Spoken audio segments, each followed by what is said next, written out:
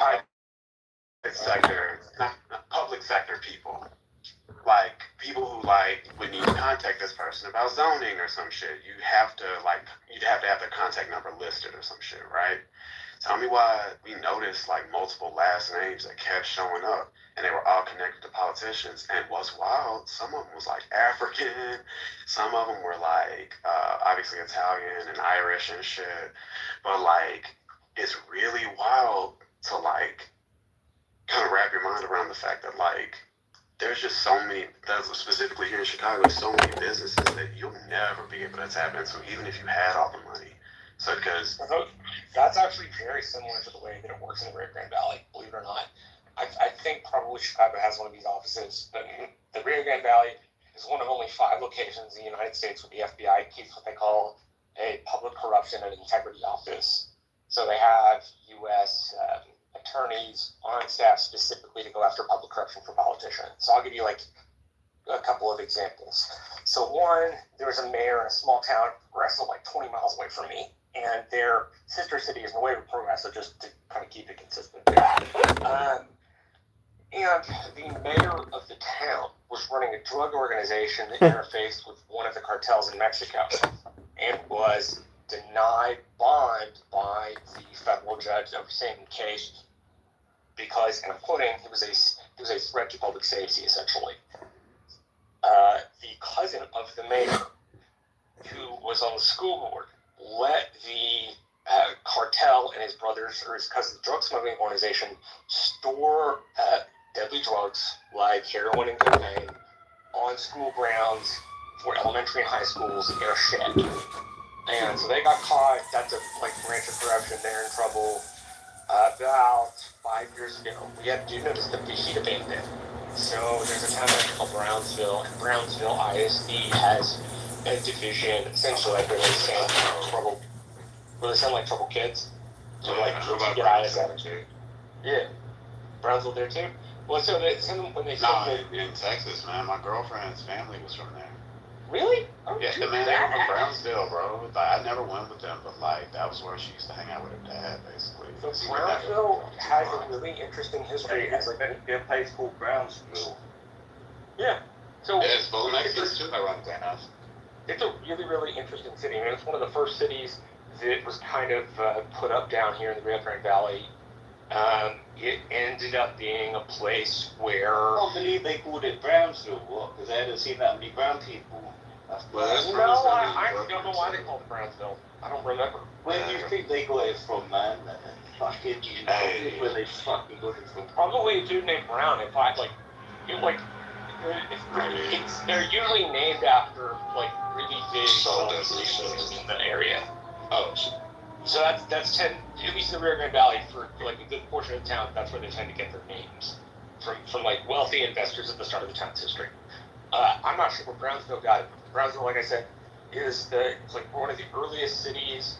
It is during the 1840s during the Mexican-American Revolution, the place where every general who would serve opposite each other during the Civil War, from everybody from Robert E. Lee and Grant to Stonewall Jackson and Sherman and those other generals, and so that was a really big important piece of the area. We also, during the Civil War, were the conduit through which cotton was smuggled down through Brownsville, because the valley was 50-50 split, into Baghdad, Mexico, which is a town about 25 miles south, and then put onto boats.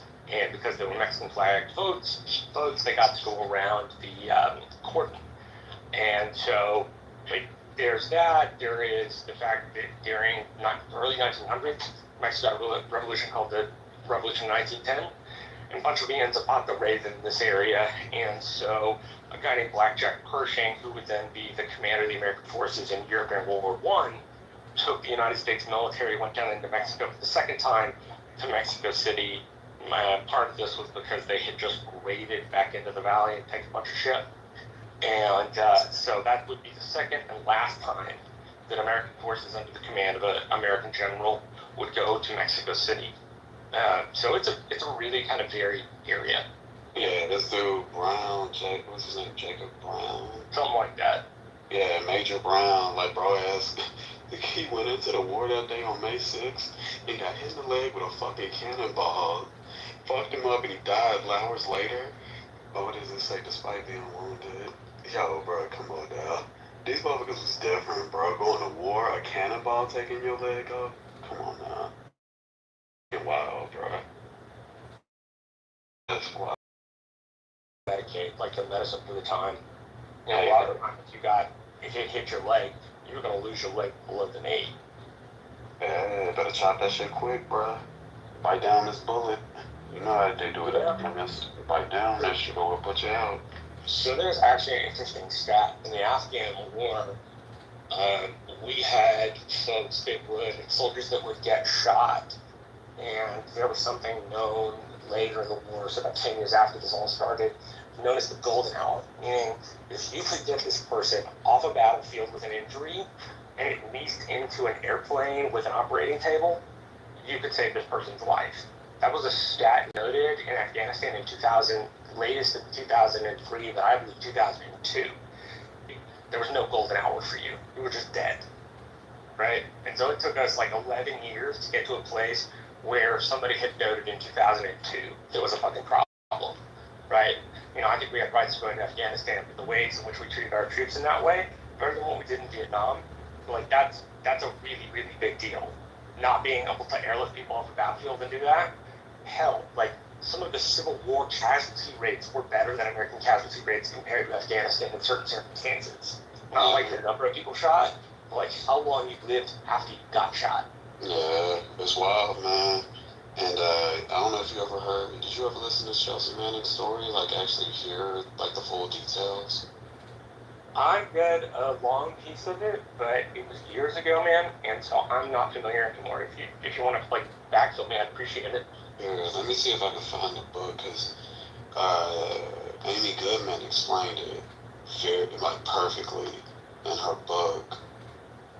Let me see if I can, because I know I have the book, I just had to find it, but, like, basically what happened was, Chelsea was, like, with her dorm mate, right? And he kept, like, having these night terrors.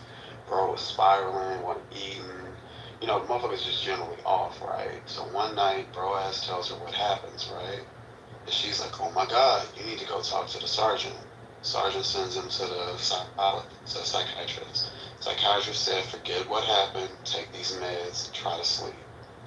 Bro continues to spiral. I forgot the details happened, but what ended up happening was she was able to basically obtain a video of the U.S.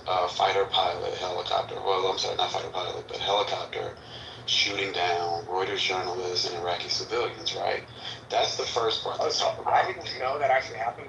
Believe it or not, I looked at it. Alright, so this is the part that, there's a part they never talk about, though. So basically... It's number one, it's not popular. Number two, like, it sits on the same level as things like not Guantanamo and the prisoner of Abu Ghraib. Yeah. And one that happened in Vietnam, which was really bad, was known as the Massacre of My Lai. So there was a special forces, not special forces, regular army sergeant who, with his platoon, had marched through, and they had been receiving a lot of attacks from the civilians. Well, this dude went Roman on it and pulled everybody out, men, women, children, old people, killed them all. Mm-hmm. And he ended up being arrested and put in 11 orders for the rest of his life. I'm not sure if they executed him or if he died in 11 orders. Point being, they did do something about it, but the other point about that is it's not, the United States is not a perfect power by any stretch of the imagination, and those are, just some examples of our bad decision making in that way. Yeah, there's a couple of books that really, like, open my eyes to a lot of shit. Assassination Complex and Amy Goodman's book. Maybe it's called Democracy Now, actually. Because it's just stories of protests going horribly wrong.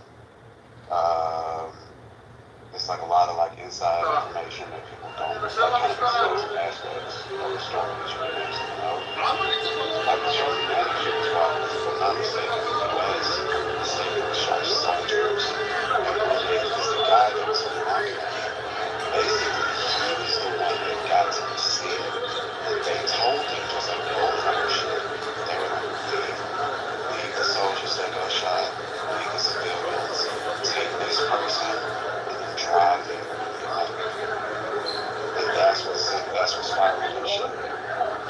Yes.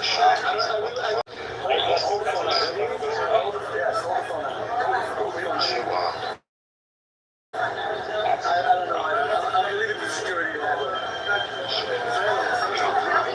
Democracy now, 20 years ago.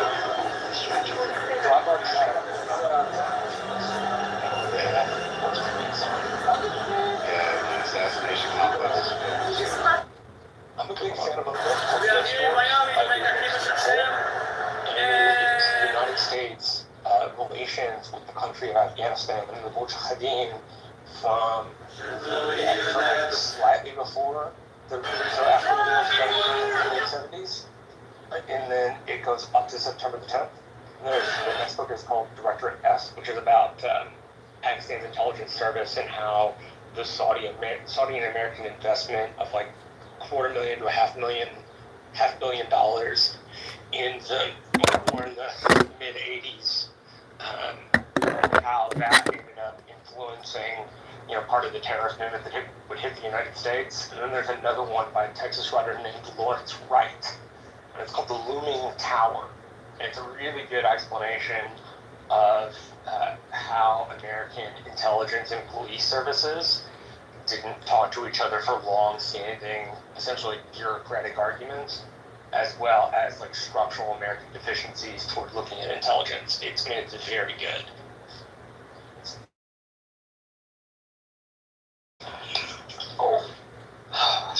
Man, that Marshall, when are you going to take all this knowledge and find yourself a beautiful woman and get hitched and start yourself a consulting service, a business? I mean, I've not really ever thought of starting a consulting service, to be honest. I'm not. To be very funny, I think I'm smart, but I never thought I was that smart, if that makes any sense. Don't discount yourself. You know a lot, Marshall. Don't discount your consulting abilities to help people make rational decisions. Hey, Marshall, I ain't gonna lie to you, bro. This whole, mental illness shit is actually a gift in a lot of ways. The only problem is, it's not even mental illness, it's actually just mental health. Like, our brains function differently, G. They're meant to do that. We just, are uncovering this shit now and giving language behind it, right? But in most work situations, I'm the last to get hired and the first to get fired. But they will extrapolate all of my ideas and never give me any equity behind it. You know what I'm saying? So our mode of thinking is so different than fairly neurotypical people and people, that don't have to deal with this particular thing. They're able to navigate the world, because it's kind of built for them in a way. You know what I'm saying? It's just like if I was a fat person, it's like, yo, the world I live in is dramatically different than the world you live in as a regular sized person. You know what I'm saying? So it's shit like that. I'm learning to appreciate aspects and know how to highlight shit like that as a skill. That's a good point. Yeah. I don't even call say mental illness anymore. I'm kind of say just mental health. Mental health, yeah. That's a much better outlook on that. Yeah. Being ill makes it sound like a burden instead of. It's the medical industrial complex. Once you're diagnosed with something, it's irretrievable. You can't get it back. I mean, it's a bunch of bullshit. Life is fluid. It's dynamic. It changes. Your mental health can change based on your environment. Everyone discounts the environment and thinks it's organic, but you are your environment. I mean, if you have a disordered life, and you have an issue like this, it's going to be harder to manage than if you had a disciplined and ordered life. It's not just about the discipline or the order, it's the fact that your environment can suck. I mean, your environment can be really unhealthy, not just in terms of the information or the content, but, the actual your housing, your water, your food, your education, all those things go to, you aren't just you. And that's the problem with mental health practitioners. They think that you're just you. No, you're everything you've ever done up until that point, until you meet that fucking doctor who says, oh, you got this mental health disorder. It's like, okay, well, they can't peel back the levels, the onion, and look into your past to see what caused this, schism in your mind or whatever it is, or if it's genetic. I'm just saying that, you only live once. You can't formulate your life based off of some doctor's opinion. So I mean, it just discounts the spirit. It discounts the universe. There's just so much discounting that goes on when a doctor plays these mental health games with you and calls it a business. I feel you, man. But a lot of Makes a lot of sense. A lot of I this will shit- tell you, just as like an environmental factor, I always feel better when I go outside in the morning. Always. Like, it doesn't matter whether I've had a lot of sleep or no sleep. If I don't go out in the morning, I tend to be a little bit darker. I mean, that's an environmental factor, for example. But people don't recognize how they're coping, so they stigmatize other things on ways of coping, basically. No, absolutely. So it's like, I mean, your fucking tax bracket is what determines whether your day drinking is classy or trashy, right? So if your world has already beaten you the fuck down for you doing casual shit, then you begin to live in a different world than other people. Like, for instance, me, man, I've been beaten up by the cops like 5 times. One time it was so bad, I had to go to the hospital. Like, Hey, bro, sorry about like that. shit like that, you know what I'm saying? Yeah, But then I had to go home to he was the only person to tell me, you might want to sue. But my depression and my ADHD could not fathom even taking those steps because I didn't even want to go to trial. I plead out, I pleaded out, right? yeah, played out like most people do. In that Exactly. Right? Exactly. So it's like I knew no matter what I said, I still punched a cop and tried to run and got tasered, right? Like there's nothing I can really say from my end after it was 7 of them to 1 of me, right? And I knew they would call everybody in and they'd have their own story. So it's like when you always outnumbered and shit, like that shit gets stifling and begins to exacerbate shit. Yeah, when everybody in your environment is trying to beat you down, eventually that's gonna make an effect. But like the sense of safety, when I go outside, motherfucker that's supposed to protect me very well might kill me. It's the dude you have to watch out from. Exactly, bro. I can't even lie. And look at all we can go through all the cases and be like, all basically doing this while black is like a thing to get you killed, right? But like your sense of safety is stifled, just like you not having your basic needs covered, not being able to like having to go to like a soup kitchen every now and then, going to like a pantry to get free food because you don't make enough until you make too much. Food stamps. Being in a place where you can't afford the medication you need. Yeah. Right? Like little shit like that. That's what's triggering a lot of this depression. Like, and it's like long term, and it doesn't feel like shit getting better. Well, cannabis has proliferated throughout the country for medical and recreational purposes. And they proved scientifically, statistically, I think about a year ago, that the SSRI inhibitor chemicals that they've been prescribing people have no statistical significance when it comes to reducing depression. And I'm a Fascinating. Well, psychedelics in general, like, dramatically changed my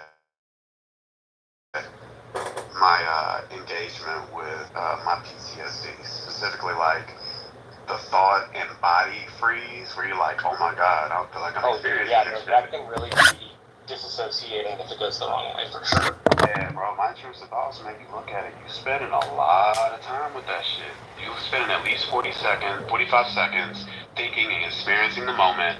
Then you start wrestling with the moment. Either you're going back to this argument saying what you should have said, or you're feeling what happened and you feel like you should have done A, B, and C, right?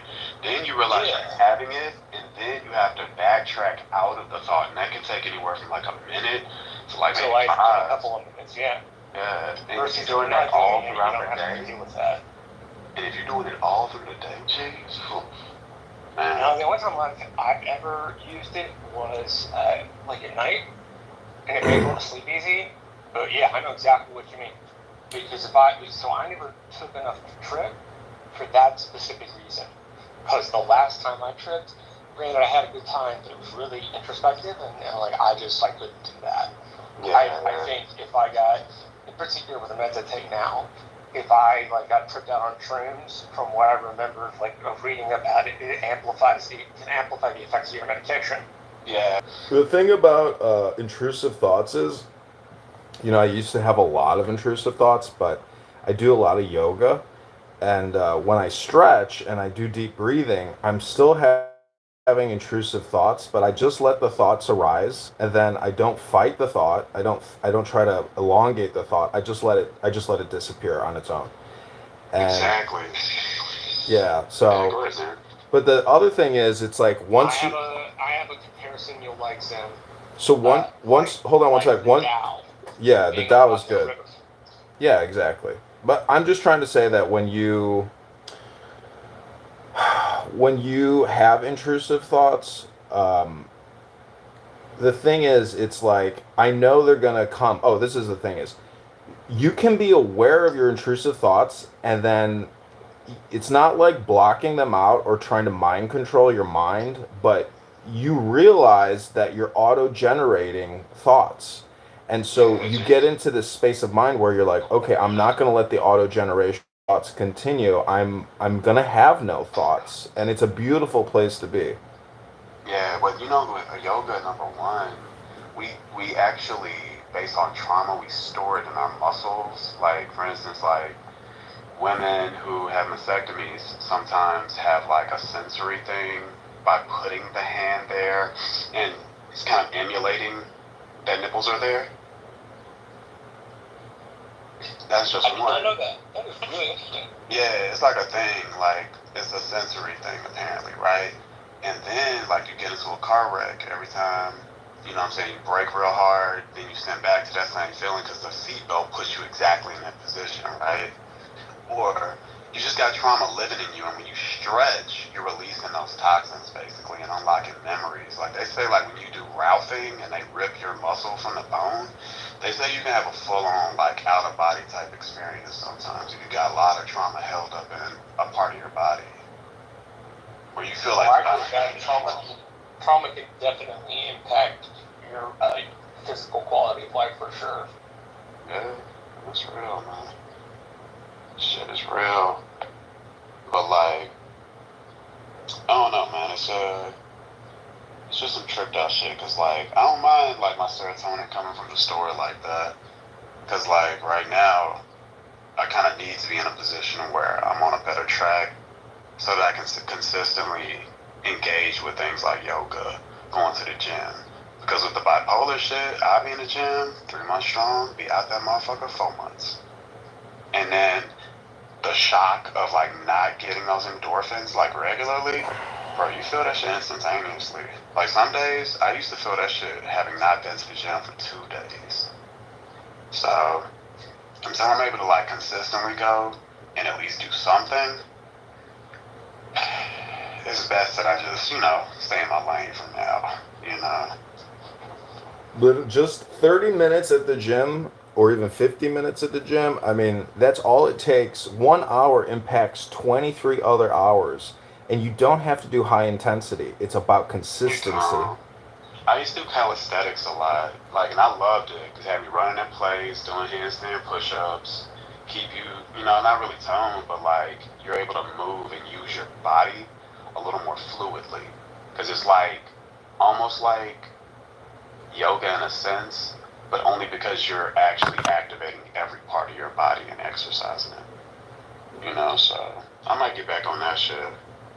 As someone who's diagnosed bipolar, all I can say is without the gym, I'd be a dead man because the gym seems to create this equilibrium in my mind that without it, I am so depressed and it can become such a compulsive alcoholic, manic that the gym without the gym, there's nothing. I mean, and I go back to ancient Greece and I look at the term gymnasium and how they used to use that in their culture, and I realize that like we're a pretty broken, sick culture, completely fixated on media and overconsumption. Yeah. Well, y'all know about like how what is that shit? what is that shit? Pilates. How Pilates got like its renowned like name.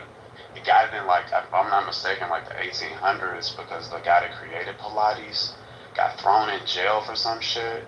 And that was around the time people, I think, were dying of tuberculosis a lot. And he was in a prison, and motherfuckers was dying left and right. And he started getting everybody together at the prison to just do Pilates for like 45 minutes a day. And their fucking fucking death count went down dramatically. So that's what, if I'm not mistaken, that's the story of how that shit came about. So it's like, it's strong benefits. The military. You're really training your body for shit, actually, if you think about it. The military just released this statistic saying that you're more likely to die of suicide in the army than you are of an actual combat death. So. Yeah, that's right. Yeah. Yep, it's bleak, bro. It's bleak, shit. So that, what does that tell you? That depression is rampant, and even though you may have to get up at 4:15 in the morning to go exercise every day, people are still killing themselves because depression, is directly correlated to education, intelligence, exercise, diet, environment. It's just, it's like a lot of people kill themselves because they're like, they got the fuck it's, like when you feel that depressed and you know that there's no bright future, you're like, yeah, the thing is, there is a bright future. And the whole thing is, I'm telling you, there's nothing in this world that can change your life so much as a good book, and the gym, and obviously diet. But the books, is what's gone out of style and gone out of fashion. And I read Marcus Aurelius a lot, the ancient Roman Stoic philosopher. And when you put more psychology and more intellect and intelligence in your psyche, you don't want to kill yourself because you're like, oh, I got something special here. Yeah, you have Yeah, to set you don't yourself up. from the world. You find a place to put your energy. Exactly, and also like, there's like a zen to it, no pun intended and shit too. So like, you're focusing on something almost like you're drifty when you're doing yoga. You're able to tap out, like you're not quite meditating, but your eyes are activated, but your mind is calm. So it's different than watching a movie, especially if you got your phone and shit. Especially in this day and age, because a lot of this shit be bad. You know what I'm saying? So it's like, with me though, I'm gonna have to get speechified, because like, I struggle with finishing books, like, for a few reasons. Like, sometimes I won't like a particular chapter, and if I'm reading that shit with somebody else, because I get triggered real easily and shit, and sometimes they be dragging a lot of shit out, but like, I'll like skip that shit a little bit or go on Cliff Notes, figure that shit out real quick and then go to the next chapter or something. But like, even then, it's really difficult, And I didn't know it was a thing until like recently, because before I was just reading like plays mostly in college, because I studied acting. So like, that type of world, you're not imagining the world, you're really imagining the production, basically. You know what I'm saying? At least for understanding of the ancient world and the principles that made it up, we had a split in the country when it was built. You had classically educated founders like Madison and Jefferson, and then you had people like Washington, who grew up as land surveyors, and their entire understanding of antiquity boiled down to Shakespearean plays, essentially. So you probably, with your study of acting and plays, probably have a better understanding of antiquity than most of your peers around you, believe it or not. Yeah, it's fascinating, man, because like, that's how I kind of became a writer. I started writing sketch comedy because I wanted to write fucking satire. I found out nobody really fucking with satire like that. If you look at it, a lot of the popular shows don't do satire like that. Tim Robinson, fucking Key and Peele, Black Lady Sketch Show. None of those folks really be tackling like the woke shit, basically. Oh, dude, I loved Key and Peele in particular when they had Luther for the White House president Obama. Yeah, it was hilarious. Yeah, it was great, man. Like, those dudes like really bodied that shit. Like, they really bodied it, but it was very crisp, and it was very crisp, like very strong sketches. But they never really delved into like hardcore like satire at all. Yeah, I want to mention one more thing about depression, and how I've treated, done self treatment, is through self hypnosis. And I have this book. It's called The Matrix, the Premier Neurolinguistic Programming Handbook. It says that all communication is hypnosis. So a lot of people on this app are doing self hypnosis through talk therapy by just having casual conversations. However, I've recorded a lot of audiobooks on this app, and so it's not just about coming up with opinions. It's you can force the Lauren Grofson. huh? Lauren Groff is who's the author of the book. I'm looking it up. I don't know. I don't know. It's on a bookshelf Okay, somewhere. never mind. Never mind. The whole point is, as a cannabis user, if on a Friday night, if you want to drink a glass of red wine, read a book out loud, hit the record button on your phone, and record yourself reading this very complicated psychological information, like Marcus Aurelius's Meditations, a book on Stoicism. Read it out loud and then listen to the playback, and you will maximize your comprehension and your understanding and your knowledge. It's not, you can't just do a passive read. Every time you re-listen to it, you're like, fuck, god damn, that's smart. So I'm just saying that, like, you can go to a therapist, you can go to a psychiatrist. They're not going to be able to do for you what you can do for yourself. Like, you have to be your own remedy. No one can save you in this life but yourself. Yeah, I would agree, man. I think for, a lot of people, at least when it's positive in their life, the use of talk therapy is really paying to look in a mirror of yourself, right? You tell the therapist what's going on. The therapist then, if they do it the right way, can turn that mirror back to you and go, okay, well, you're having problems here, here, and here, and this is why, and here's what you need to do. So, I think it's useful for that, and I totally understand what you're saying. In particular, say if one does not have the money, and you have to delve into that kind of stuff, that's probably a really good place to be. I see that as somebody who does talk therapy occasionally and has not done it recently. But I think the hypnosis you're talking, self-hypnosis you're talking about, and then the pointing back to the mirror are a little bit of the same thing. They seem to animate the same parts of the brain. Is what I mean. Man, a lot of my shit really came from, I told you, Marshall, like, realizing that the narrative I'm building up in my head is unfair to the reality of the world, everyone in it, and myself. So, like, that usually curbs a lot of my thoughts, especially if I'm like, I can wait to tell this motherfucker this, that, and the third. I'm gonna be like, dude, it's never gonna play out that way. So chill. It's probably gonna go better, because the universe always leans in your favor. Well, I want to do it later. You know what I'm saying? So. Oh, I try to take a lesson like what you gave me and remember it. I'm not always good at it, right?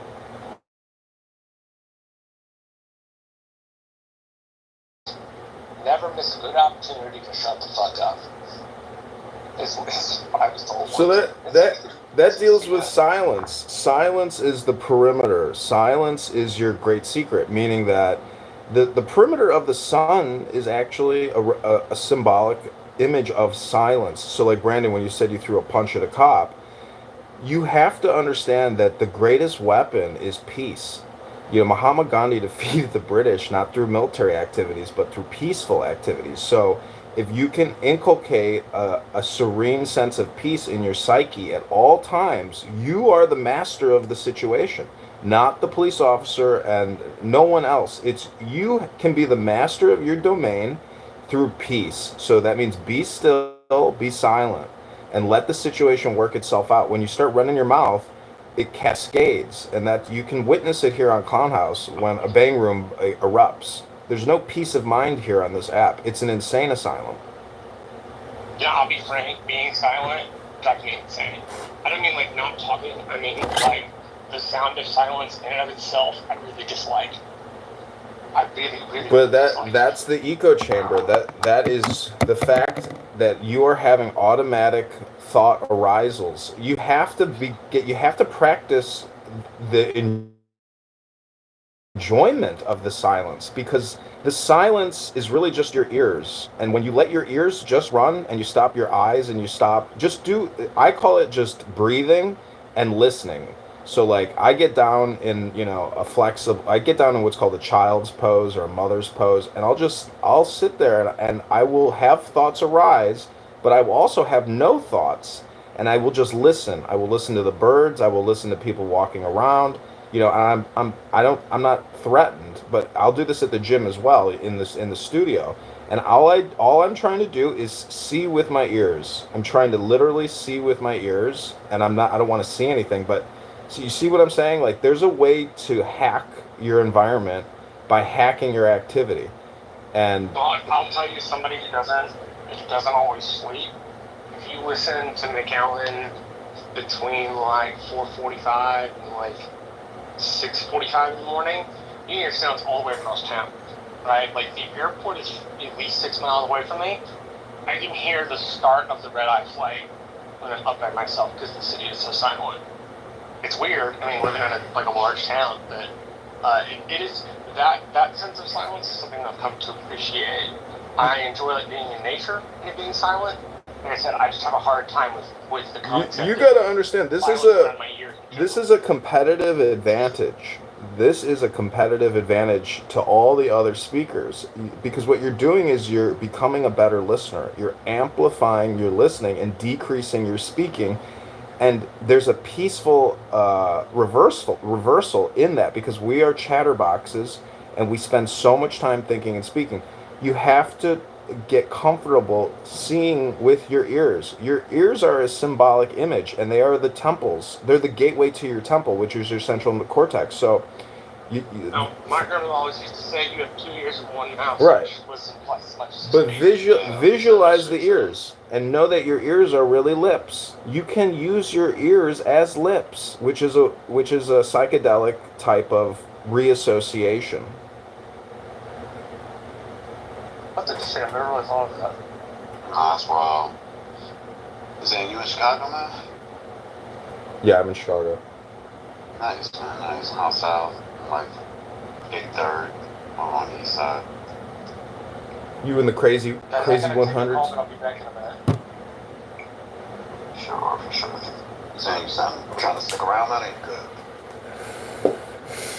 good. Let's chat again. Let me make sure I added you. Yeah, let me ask you too, bro. Yeah, let's get together in Chicago sometime this summer and have a cocktail. Hell yeah, man. I'm always down for that shit. Hell yeah. Okay, so my telephone number is in my PTR. You can text me. I'll save your number. And I have a boat at Montrose Harbor. I'm throwing a clown house party at my sailboat, the Lady Hawk, sometime in July. Oh, that might be cool, man. I've never been on the water out there at all. Like everybody's boat be like packed, so I don't like that type of vibe and shit. No, we're not going to take my boat out. We're just going to have a party at the dock.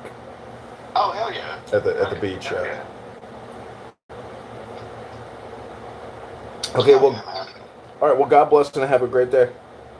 You too, bro. Peace. Take care, bye.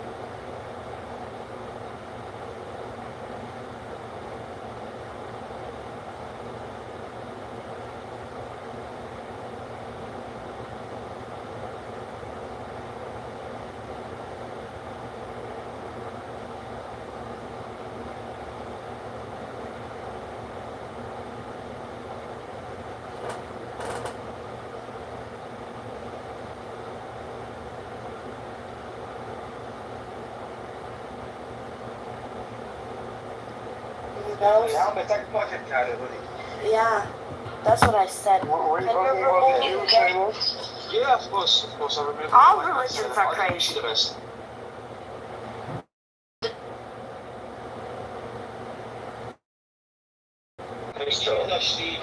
Republican down there?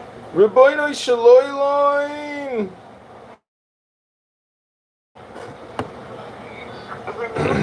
Why we haven't even said the Shema? Shema Yisrael Adonai Eloheinu Adonai Echad! Galilean princess is so beautiful, but she's got such a negative attitude. We will kill all Hamas. You're right. You have to say that. I really can't believe you actually. Right, you're such a simp. I swear to God. You're gonna get AIDS from Arab. Maybe. He modded you now, Abby. It's Palestinian, bitch. No, she's not. Yes, she is. But she doesn't even know it yet. Because you don't know it yet. What do you mean I don't know it yet? I'm Palestinian.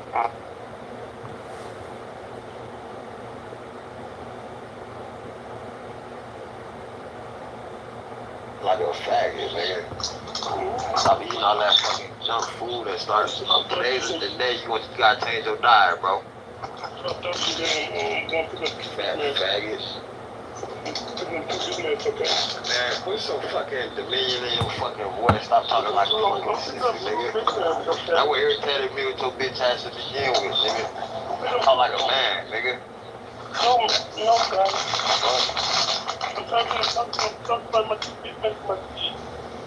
What you said, gay Ray? What you say? Still, I can't even hear you all that junk in your car moving around. Hello? Water or something? Hello? You in your fucking car, nigga. You can't even move your fucking elbow out. Hello? Hello? Hello? Hello? Junkie faggot. Hello? Hello? Don't say hello like that. Hello? Faggot. Hello? Hello? Hello? Hello? Hello? Hello? Hello? God. Don't come back, okay? Don't come back. Hello? Don't come back, though. Hello? Hello? Hello? Is that dog? Hello?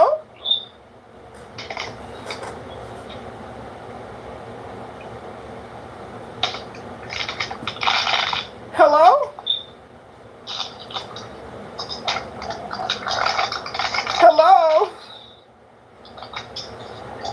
Hello? Hello? Everybody knows. Hello? Hello? Hello? Oh yeah, oh yeah, oh yeah, oh yeah. Krrr, big one, big one, big one, big one, big one, big one. Krrr. Hello? Hello?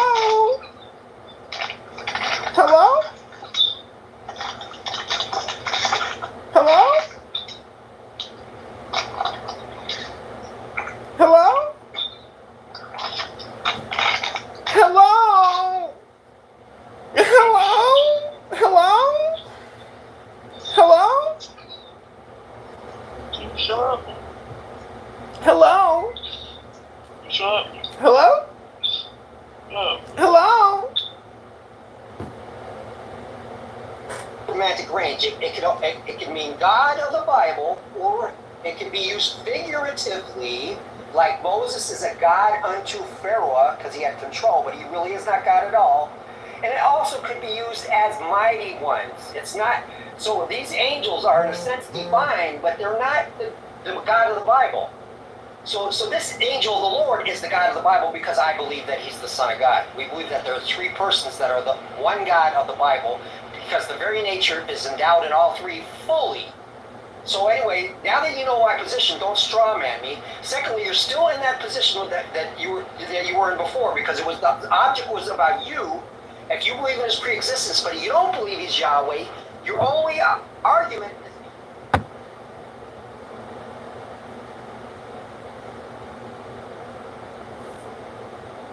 Want to Google it yourself? You don't even live there. I still have it in my blood, and my kids. Alamak, Habibdi, don't kick me, my love. I want to fly you to Chicago and have baby with you. I love you, my Christian Palestinian queen. Allahu Akbar. Referred to that you're saying, oh well, it means that he's Yahweh. This one angel is basically the Son of God using a circumlocution, an expression to describe who he is. That's what a circumlocution is. It's in other words, you don't say Son of God. You would say another expression, which would be the Word of the Lord or Angel of the Lord. Just like Hashem is Hashem. The name is basically a circumlocution of Yahweh himself. It's in other words another expression without using the word of the Tetragrammaton. That's what locution is. Just in case you don't know. So you still have that same problem. I don't have that problem because I distinguish between a created angel, a created messenger, and an uncreated messenger. This uncreated messenger is Yahweh himself. That's the Son of God. So now you understand my position. So don't try to straw man it and say something that I didn't say. But address what I said about where you're at now, where you're at. If you believe in the pre-existence of Jesus, then you have a problem. Either he's God Almighty himself or he's an angel. And you're alluding to angel because you have no, but you didn't actually say it out of your own mouth, are you? Alright, boy, damn the slow. Alright. So let's look at what he's playing with. He want me to respond to his Isaiah 43 and 10. So let's look at it. Isaiah 43 and verse 10. You are my witnesses, says the Lord, and my servant who I have chosen, that you may know and believe me, and understand that I am he. Before me there was no God formed, nor shall there be after me. I, even I, am the Lord, and besides me there is no Savior. I have declared and saved, I have proclaimed, and there was no foreign God among you. The context is about foreign gods, dum-dum, so watch this. I'm not finished, but I'm finna ask you a real quick yes or no question. I pray that it don't take 5 minutes to expound and try to start teaching when I'm finna ask you one yes or no question. Brother James Thomas, are the archangels Gabriel and Michael foreign gods, yes or no?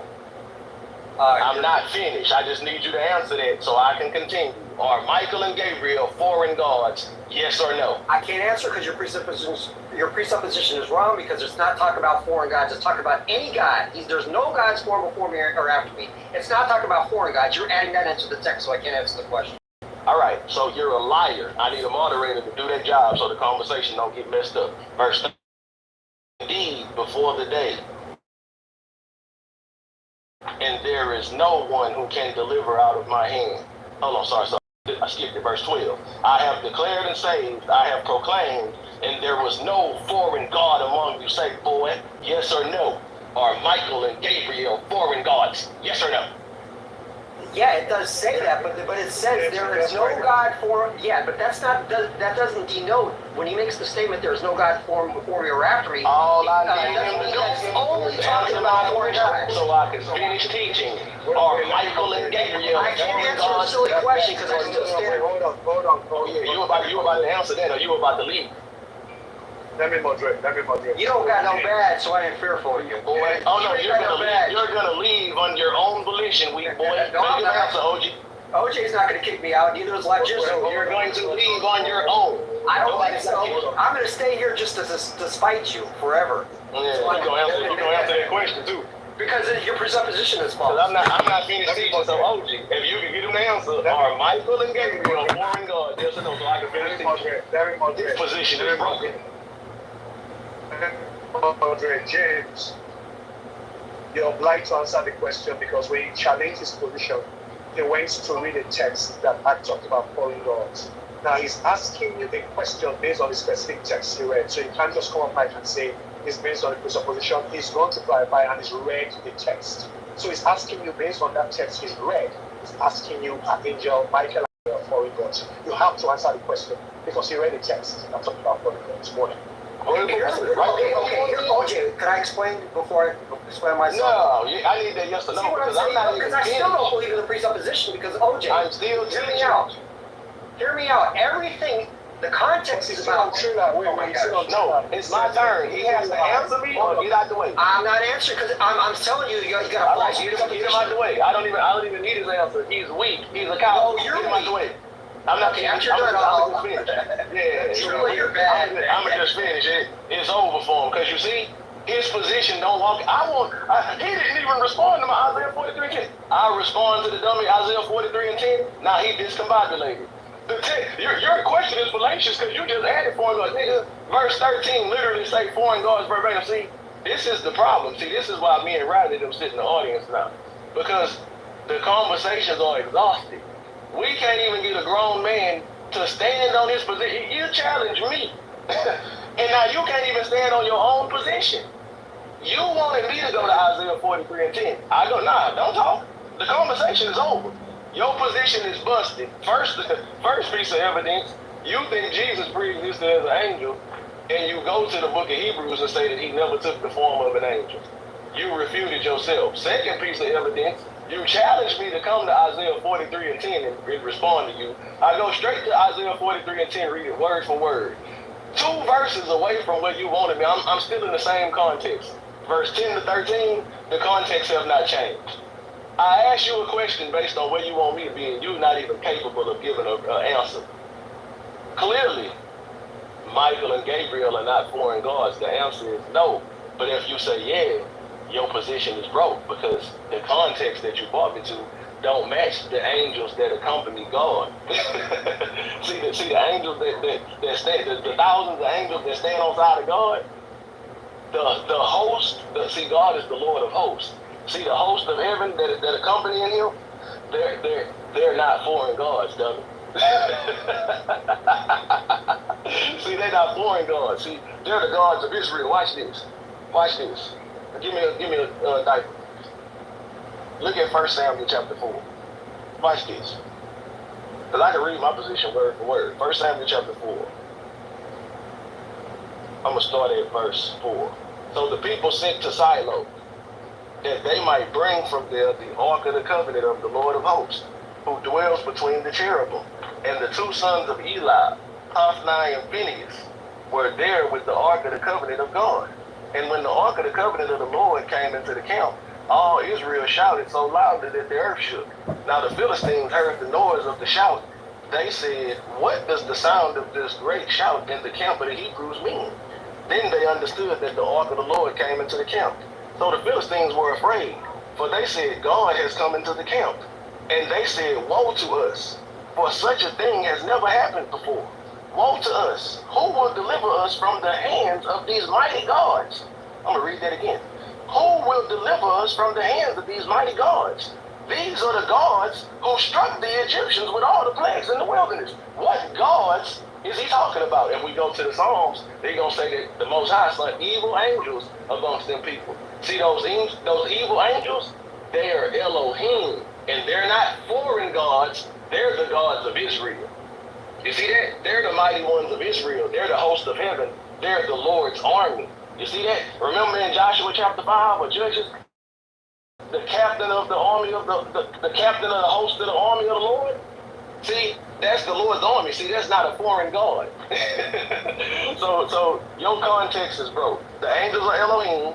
So trying to just look into the heaven and just pick out 3 of them, you know what I'm saying, and just say they're the only ones, you're a liar, and the truth ain't in you. And you challenge people to these discussions, and you're not even man enough to stand on your own square and just stand up and answer a simple question. It ain't a straw man. It ain't a misrepresentation.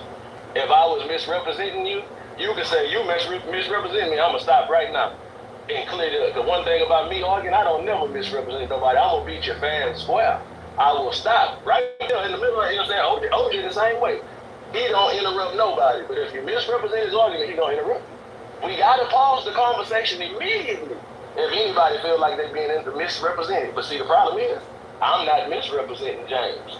James believed that Jesus pre-existed as the angel of the Lord. Then, on top of that, why do his position even matter If he put a challenge, see, James don't even know how to do this. If he put a position on the floor, like for me, I believe that Jesus pre-existed, but I don't believe that Jesus is God. He should never even let it get to a position where I'm even asking him questions. Why is he trying to teach his position when he put a challenge out for me?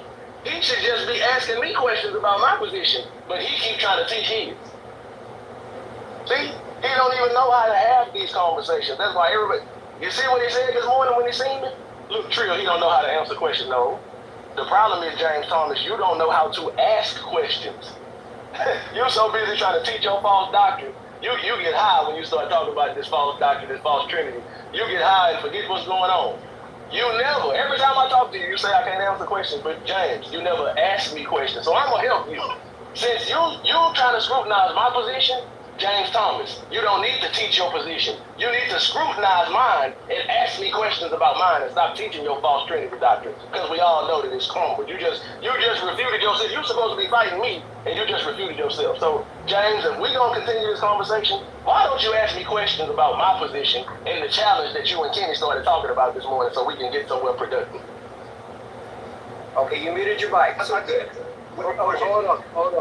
Hold on. Yeah, you're gonna have it, James. Don't worry, I'm not gonna go for like I think that's fair. What is asked for, so you can drill him, ask him to clarify these areas. But let me just note though, that James, when you ask the question, at least you have answered the question and then giving context. But when you don't answer a question like that and say that it's based on a false whatever, this is why Professor Mark came up with this yes or no thing, because of people who make you do things like that is unfair. He asked a very legitimate question, all right? You could have easily said, okay, no, they are not foreign gods, or because I don't even consider them gods at all. Or yes, they are foreign gods because so and so and so. But at least you have to answer the question, James. You can't just, you see what I'm saying? So next time going forward, to help the conversation be stimulating, please avoid this kind of things where you say, that's just my suggestion. Okay, so OJ, I clarified where I stand. Obviously, Trilla thinks Elohim only means God. So if you look at what Elohim means, its semantic range is very broad and wide. In other words, it means power. It could mean one. It could mean. Let me just tell you what it could mean. It could mean helpless. Yeah, it could mean helpless. It's used 3 times as helpless in the Bible. It could be used as power. Let me give you a verse where Elohim means power. Let me give you the verse. Genesis 31:29. It is in the power of my hand to do. That word is Elohim. So he doesn't realize that Elohim has a wide semantic range. It's not talking about God's outside of the God of the Bible, because he made it very clear. Now here's where my position stands, OJ, and Isaiah 43. He lied. Wait. Genesis 31 and 29, the word is not Elohim. It's not H430. It's L. No, It's it's L. not. It's L. It's not Elohim. It's L, okay? L. Okay? So anyway, which is the root form of Elohim. So anyway, no more interruptions anymore, because I didn't do that. I started doing it. I don't do it anymore with you. So he doesn't realize are mighty. They're not God in any sense of the word. They're mighty. They don't have the. So in Isaiah 43:10, now you know my position, OJ. You know my position, Trilla.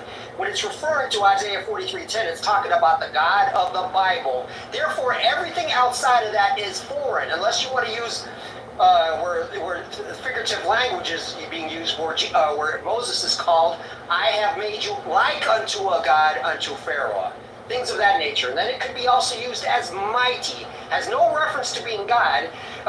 Trilla believes in henotheism. He believes in numerous gods exist, except there's one super God, which is the God of the Bible. It doesn't say that. Isaiah 43:10 is talking about the triune God. You guys know where my position is at.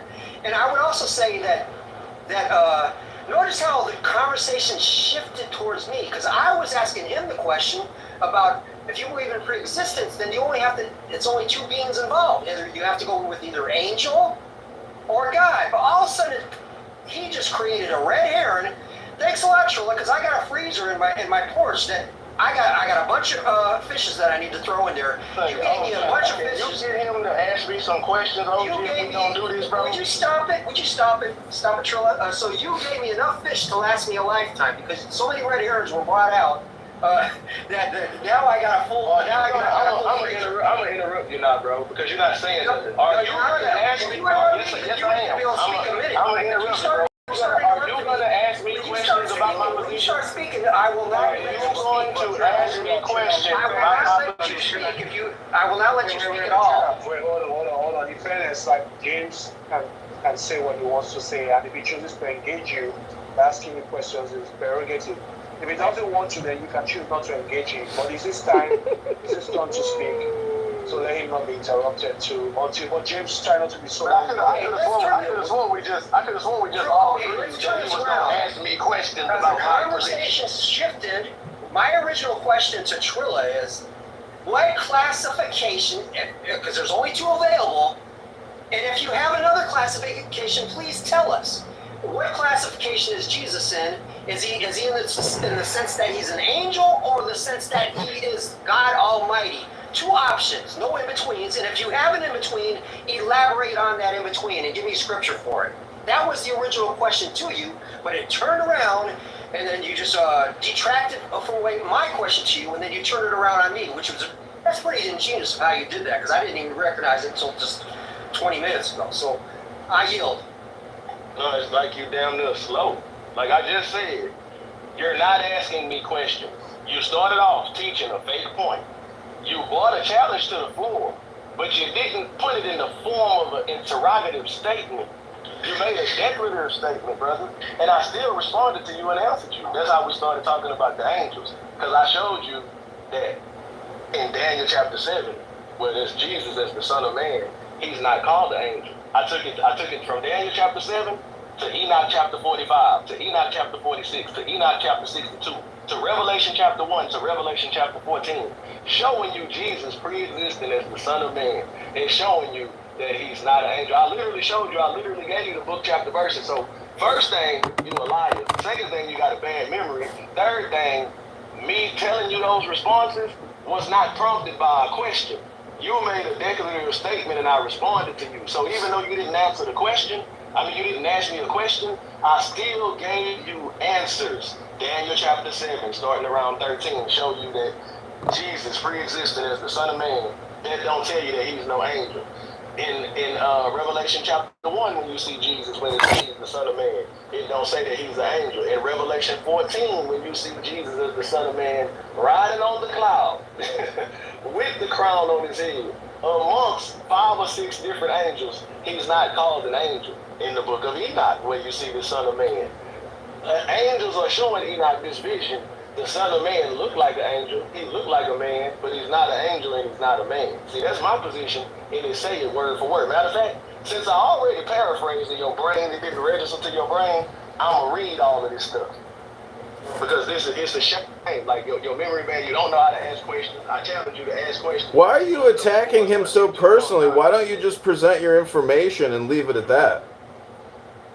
Because you need to shut up. Hold on. Point of moderation. So Trilla, let me make it positive with this. Let me close this issue so that we can very clear as to where we are. Be listening to both of you. So Trilla, is it your position that you refute or disagree with his premise that James has established that there can only be 2 classes, that one can either be God or the angel? So let's start with that. Is that the ultimate point in your position? Are you disagreeing with that premise, or you agree with that premise? First of all, I disagree with it, and James disagree with it, because look what James them say. Well, angel is not. It's just a position. So now all of a sudden he's saying it's only Elohim and it's only angels, but he been teaching y'all. He wants y'all to know vehemently that the word angel he is might slap all, you in the face. It don't have nothing to do with the ontology. But now he sets up an argument where he says only heaven. In heaven, all you got. You're only half representing me. You're misrepresenting me. You're only half saying it. Mm-hmm. Go ahead, get it right, liar. Get it right. No, I said that the angel just strictly means messenger, but the verse will tell you the ontology. If you don't know what ontology means, the nature of the person or persons prescribed within the verse. So the word angel is just a functional word, but the verse or verses regarding the person or persons involved in that verse will tell you the ontology by the context. That's what I said. You said only half of what I said. All right, so show me the context. Show me the verse where the context show you the angel is uncreated. It's all over the place. Is he asking? Okay, if it's all over the place, nigga, start reading the Bible verse. All right, Genesis 16, where this particular angel was called by Moses. Read it. Read. Wait. Don't tell me what to Read do, bro. I'm telling you what to do on my time. Read the Bible verse right now. Dude, I'm wanting Genesis chapter 16. You got to read the Bible verse. Read the Bible verse. Calm down. All we need you to do is read the verse. Not too tense. Let's give it. Read the verse and show me where the context say the angel is uncreated. That's your job. Yeah, can you just read the verse for us? Can you just read it? All right. Well, if I have no interruptions, because I'm gonna give out. Man, read the verse. You're on my time. Read the verse and show me. No, you don't need to read 7 verses. You read chapters. Nobody argues with you. Read the verse and show us what the context is I uncreated. can't read 7 verses, but you talk. All you gotta do is read the verse and show us what the context means uncreated. I am going to give you 7 verses. You can't tell me what to do. Yeah, you can do something. You gotta show us. Go ahead, Ocean. James and Trailer, hold on, please. James, first of all, whose time is it? Because I'm hearing Trailer say it's on his time. No, he asked me a question, OJ. He gave up his time by asking me You a got an question. answer on my time. Give us the Bible verse. Read Genesis 15 and show us what the context means. It's an uncreated. Yeah, I have to give you verses to show context, goof. Okay, so James, so I'm trying to moderate guys so this doesn't get out of hand, okay? So James, Trailer has asked a question and he doesn't just want you to preach or say it, so he wants you to. Oh, wait, 7 verses is not preaching. James, come on. I know it's not. So go to the. So I need the first Bible verse, man. He just wants you to read one verse that says what you're saying. So go ahead and read it. Don't preach it, just read it. And then you could expound. Okay, I'll read the verse, then I'll expound without no interruptions for Trilla. That's fair enough. No, you're gonna read the Bible verse. I will read the Bible verse. The context of the Bible verse is the angel is uncreated. You're so unrealistic. You could quote chapters and say, I'm gonna read chapters. You can like it or not. But then, I read. I don't talk about. I'm gonna read. okay, Nigga, start reading. okay, Genesis 16:13, and then I'm gonna move backwards to show you the context. Then she called the name of Yahweh who spoke to her. The one who spoke to her, the dialogue was only the angel of the Lord with Hagar. And she called the name, now this is Moses saying this, Moses is narrating. She called the name of Yahweh who spoke to her. Who spoke to her in Genesis 16:7 through 13? Only the angel of the Lord, nobody else. So when you go to Genesis 16:7, it says, starts with verse 7. So now the angel of the Lord found her, Hagar, by a spring of water in the wilderness, by the spring on the way to Shur. And he said, referring to the angel of the Lord, and notice how it's the narrator that's saying that he's the angel of the Lord. It's not Hagar, because Hagar didn't even know it was the angel of the Lord, just so you know that. And he said, Hagar, Sarah's maid, where are you going from, and where are you going to? She said, I am fleeing from the presence of my mistress Sarah. Notice how the conversation is only between the angel of the Lord and Hagar. Nobody else. And then verse 9, the angel Lord said to her, now we're responding back and forth to each other. The angel Lord said to her, I will multiply your descendants exceedingly, so that they shall not be counted. Say a lot of shit that you ain't said read. again to her, behold, you are with child, and you shall bear a son, and you shall call his name Ishmael, because the Lord, talking about another person, that's a whole different argument. Sounds like Trinity, or at least a plurality of God within the context. He shall dwell in the presence of all his brethren. Verse 13, then she called the name of Yahweh who spoke to her, but the angel of the Lord is the only one who spoke to her within the context, within the framework. And I can give you 30 other texts where the angel of the Lord is called Yahweh. Test me on that. Go ahead, I yield. Okay, he's stupid. He's not showing any verses where the context says that. How can he be stupid? He just read from a book. You can't be stupid if you read from a book. Why do you ad hominem everybody? Listen. Hold on. No. Stupid. What Triller asked James to do was to show where the angel of the Lord is uncreated. He wanted specific, the verse, not to show. Yahweh is uncreated. Yahweh is Where the uncreated. angel speaks.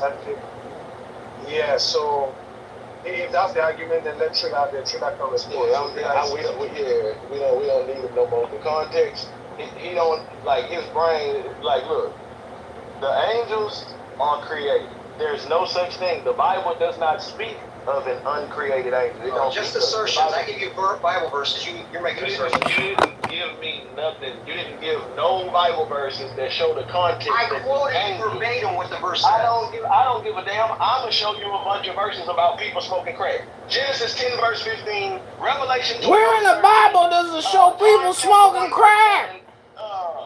James chapter 2 verse 2. All of those verses say don't smoke crack. It said don't smoke crack in the Bible? That's This right. guy's Yup. crazy. Exodus chapter 1 verse 1. Don't smoke crack. That's what them verses say, because I said so. Watch this. Exodus chapter 1 verse 1. That's about smoking crack. Watch. I'm gonna show you. I'm gonna prove it. This guy's nuts, man. Exodus chapter 1 verse 1. Now these are the names of the children of Israel who came to Egypt.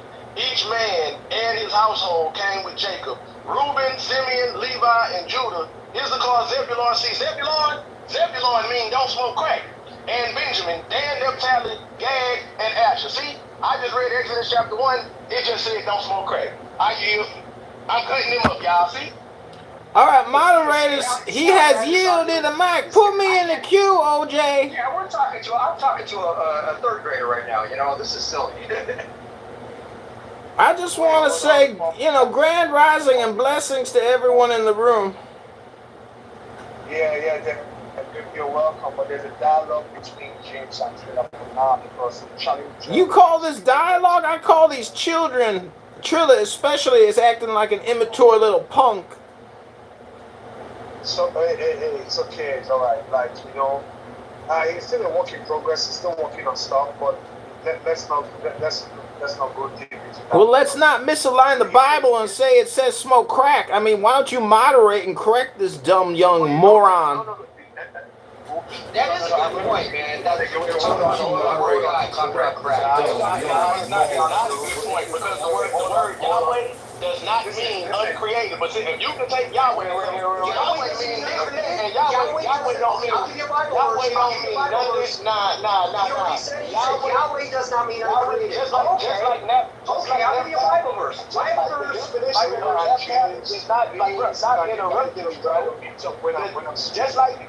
Well, if you please, just like religious list for moderation's sake. I understand, OG, but you heard what he said. I'll give a verse for that. No, look, bro, I'm talking.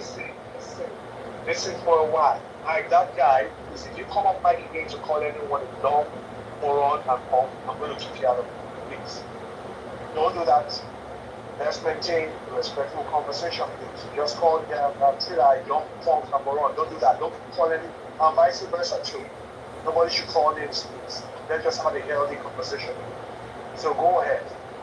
Okay, so look, just like the word Zebulon does not mean you can't grab no source that say Zebulon means don't smoke crack. You can't grab no lexicon and look at the word Yahweh and see one of the definitions of the word Yahweh mean uncreated. So if OG gonna let James make up definitions, he gonna let me do it too. That's why he was laughing when I did it, because he understands. Some of y'all don't belong on these stages because you don't understand argumentation. I'm showing you exactly what James doing. I'm going to make an assertion, and I'm going to pull 50 Bible verses. Every time you see the word Naphtali, it means don't smoke crack. And OG going Man, that is a fascinating discourse. You should go become a professor at a university. Man, young children need to hear about this. Trilla got great knowledge. Man, you need to go become a college professor and teach all the young children this divine wisdom. What profound philosophy and wisdom is this? I have never heard such profundities. Here we go. OJ, you heard the challenge. Yahweh, or one of the attributes of Yahweh does not mean uncreated. Okay, I'll give you Bible verses for that. You ready? No, you ready? he's a liar. He's a liar. He's a liar. I'm gonna give you Misrepresentation.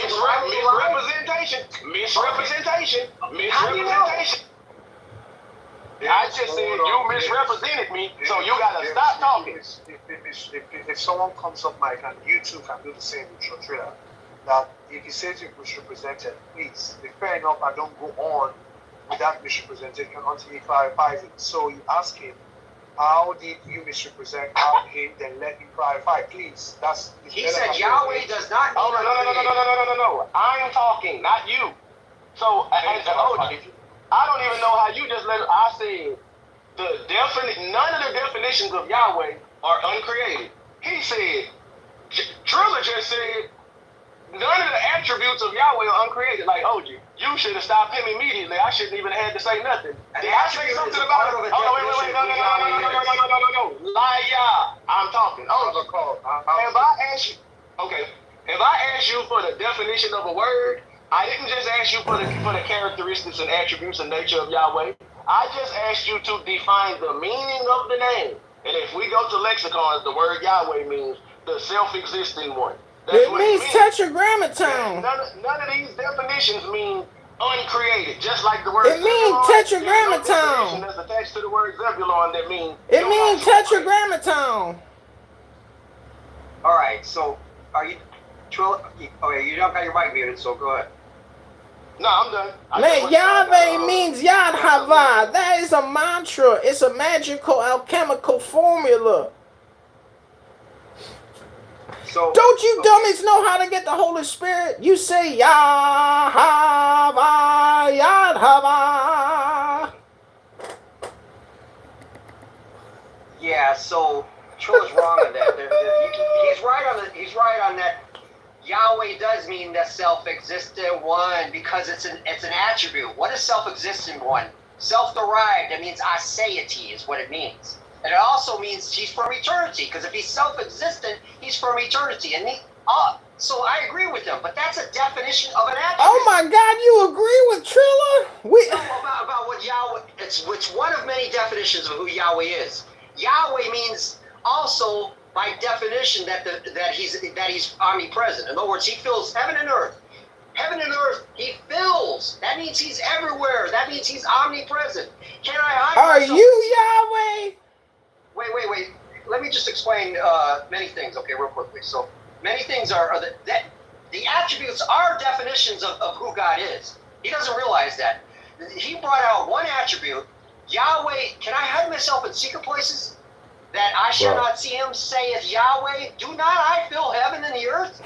It's showing that he's omnipresent. That's exactly a definition or an attribute. An attribute is a definition of a characteristic of who Yahweh is. That's in Jeremiah 23:24. Now he says, Yahweh does not mean from eternity. Yes, it does. It's one of many attributes that define who he is. It says, are you not from eternity, O Yahweh, my God? Habakkuk 1:12. And it says in Psalms 90, verse 1 and 2, Lord, thou hast been our dwelling place in all generations, before the mountains were brought forth, or ever thou hast formed the earth and the world, even from eternity to eternity, you are Yahweh. You are God, Yahweh. Psalms 90, verse 1 and 2. So yes, that is one of the very definitions or attributes, because an attribute is something that defines an attribute or a characteristic of who Yahweh is. Yes, it does, because Yahweh says that he's from eternity to eternity. That's what it says in Psalms 90, verse 1 and 2, Habakkuk 1 and 12. Well, what are you guys even arguing about? You just said you agreed with Trilla. Trilla says that Yahweh, He agreed.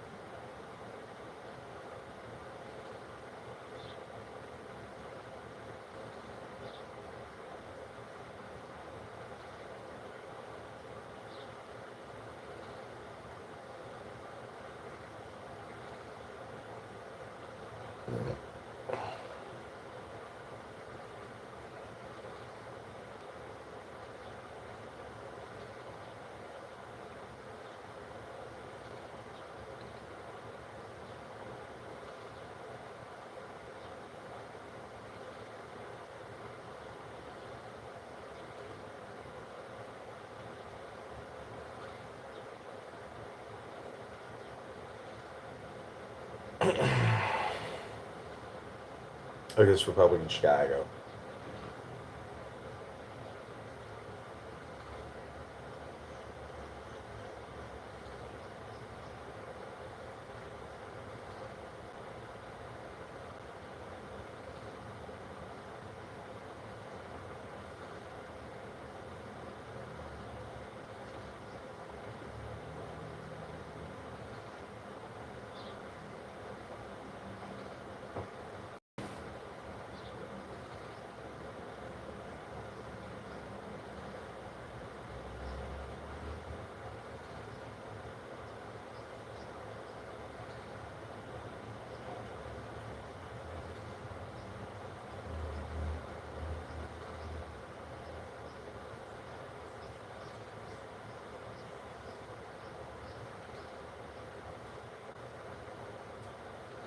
If you have assumed a character beyond your strength, you have played a poor figure in that, and neglected one that is within your powers. Fellow, you have come to blows at home with a slave. You have turned the household upside down, and thrown the neighborhood into confusion. Do you come to me, then, with airs of assumed modesty? Do you sit down like a sage and criticize my explanation of the readings, and whatever idle babble you say has come into my head? Have you come full of envy and dejected because nothing is sent you from home, and while the discussion is going on, do you sit brooding on nothing but how your father or your brother are disposed towards you? What are they saying about me here? About me there? At this moment they imagine I am making progress and saying he will return perfectly omniscient. I wish I could become omniscient before I return, but that would be very troublesome. No one sends me anything. The baths at Nicopolis are dirty. Things are wretched at home and wretched here. Then they say nobody is any the better for the school. Who comes to the school with a sincere wish to learn, to submit his principles to correction and himself to treatment? Who, to gain a sense of his wants? Why then be surprised if you carry home from the school exactly what you bring into it? Epictetus, I have often come desiring to hear you speak, and you have never given me any answer. Now, if possible, I entreat you, say something to me. Is there, do you think, replied Epictetus, an art of speaking as of other things? If it is to be done skillfully and with profit to the hearer, yes. And are all profited by what they hear, or only some among them? So that it seems there is an art of hearing as well as of speaking. To make a statue needs skill, to view a statue aright needs skill also, admitted. And I think all will allow that one who proposes to hear philosophers speak needs a considerable training in hearing. Is that not so? Then tell me, on what subject are you able to hear me? Why on good and evil? The good and evil of what? A horse, an ox? No, of a man. Do we know then what man is? What his nature is? That is the idea we have of him. And are our ears practiced in any degree on the subject? Nay, do you understand what nature is? Can you follow me in any degree when I say that I shall have to use demonstration? Do you understand what demonstration is? What true or false is? Must I drive you to philosophy? Show me what good I am to do by discoursing with you. Rouse my desire to do so. The sight, the pasture it loves, stirs in the sheep the desire to feed. Showed a stone or a bit of bread and it remains unmoved. Thus we must also have certain natural desires, and one that moves us to speak when we find a listener that is worth his salt, one that himself stirs the spirit. But if he sits by like a stone or a tuft of grass, how can he rouse a man's desire? Then you will say nothing to me. I can only tell you this, that one who knows not who he is and to what end he was born, what kind of world this is, and with whom he is associated therein, one who cannot distinguish good and evil, beauty and foulness, truth and falsehood, will never follow reason in shaping his desires and impulses, and repulsions, nor yet innocent denial, or suspension of judgment, but will in one word go about deaf and blind, thinking himself to be somewhat and then he is in truth of no account. Is there anything new in all this?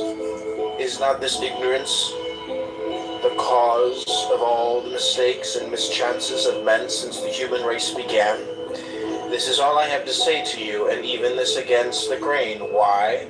Because you have not stirred my spirit, for what can I see in you to stir me as a spirited horse will stir a judge of horses? Your body that you maltreat, your dress that is luxurious, your behavior, your look, nothing whatever. When you want to hear a philosopher, do not say you say nothing to me, only show yourself worthy or fit to hear, and then you will see how you will move the speaker. And now, when you see brothers apparently good friends and living in accord, do not immediately pronounce anything upon their friendship, though they should affirm it with an oath, though they should declare for us to live apart is a thing impossible. For the heart of a bad man is faithless, unprincipled, inconstant. Now overpowered by one impression, now by another. Ask not the usual questions. Were they born of the same parents, reared together and under the same tutor? But ask this only, in what they place their real interest, whether in outward things or in the will. If in outward things, call them not friends, any more than faithful, constant, brave, or free.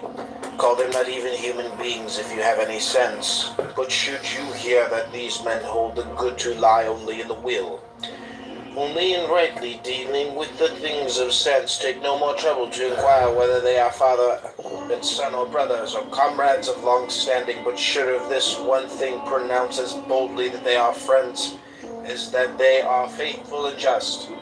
For where else can friendship be found than where modesty is, where there is an interchange of things fair and honest, and of such only? No man can rob us of our will, no man can lord it over that. When disease and death overtake me, I would fain be found engaged in the task of liberating mine own will from the assaults of passion, from hindrance, from resentment, from slavery. Thus would I fain be found employed, so that I may say to God, have I in aught transgressed thy commands? Have I in aught perverted the faculties, the senses, the natural principles that thou didst give me? Have I ever blamed thee, or found fault with thine administration? When it was thy good pleasure, I fell sick, and so did other men, but my will consented. Because it was thy pleasure, I became poor, but my heart rejoiced. No power in the state was mine, because thou wouldst not such power I never desired. Hast thou ever seen me of more doleful countenance? On that account have I not ever drawn nigh unto thee with cheerful look, waiting upon thy commands, attentive to thy signals. Would thou that I now depart from the great assembly of men? I go, I give thee all thanks that thou hast deemed me worthy to take part with thee in this assembly, to behold thy works, to comprehend this thine administration. Such I were the subject of my thoughts, my pen, my study, when death overtakes me. Seemeth it nothing to you, never to accuse, never to blame either good or man, to wherever the same countenance in going forth as in coming in? This was the secret of Socrates, yet he never said that he knew or taught anything. Who amongst you makes this his aim? Were it indeed so, you would gladly endure sickness, hunger, aye, death itself.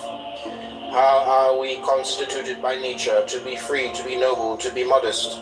For what other living thing is capable of blushing or of feeling the impression of shame, and to subordinate pleasure to the ends for which nature designed us, as a handmaid and a minister, in order to call forth our activity, in order to keep us constant to the path prescribed by nature?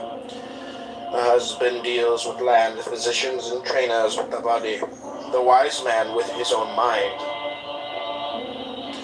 Which of us does not admire what Lycurgus the Spartan did? The young citizen had put out his eye and been handed over to him by the people to be punished at his own discretion. Lycurgus abstained from all vengeance, but on the contrary instructed him and made a good man of him, producing him in the public in the theatre. He said to the astonished Spartans, I received this young man at your hands full of violence and wanton insolence. I restore him to you in his right mind and fit to serve his country. A money changer may not reject Caesar's coin, nor may the seller of herbs, but must, when once the coin is shown, deliver what is sold for it, whether he will or no. So is it also with the soul. Once the good appears, it attracts towards itself, evil repels. But a clear and certain impression of the good the soul will never reject any more than men do Caesar's coin, and this hangs every impulse alike of man and God. Yes, what common sense, as Epictetus replied, as that may be called a common ear which distinguishes only sounds, while that which distinguishes musical notes is not common, but produced by training. So there are certain things which men not entirely perverted see by the natural principle common to all. Such a constitution of the mind is called common sense. Canst thou judge men? Then make us imitators of thyself, as Socrates did. Do this, do not do that, else will I cast thee into prison. This is not governing men like reasonable creatures. Say rather, as God hath ordained, so do, else thou wilt suffer chastisement and loss. Askest thou what lost? None other than this: to have left undone what thou shouldst have done, to have lost the faithfulness, the reverence, the modesty that is in thee. Greater loss than this seek not to find. His son is dead. What has happened? His son is dead. Nothing more, nothing. His ship is lost. What has happened? His ship is lost. He has been haled to prison. What has happened? He has been haled to prison.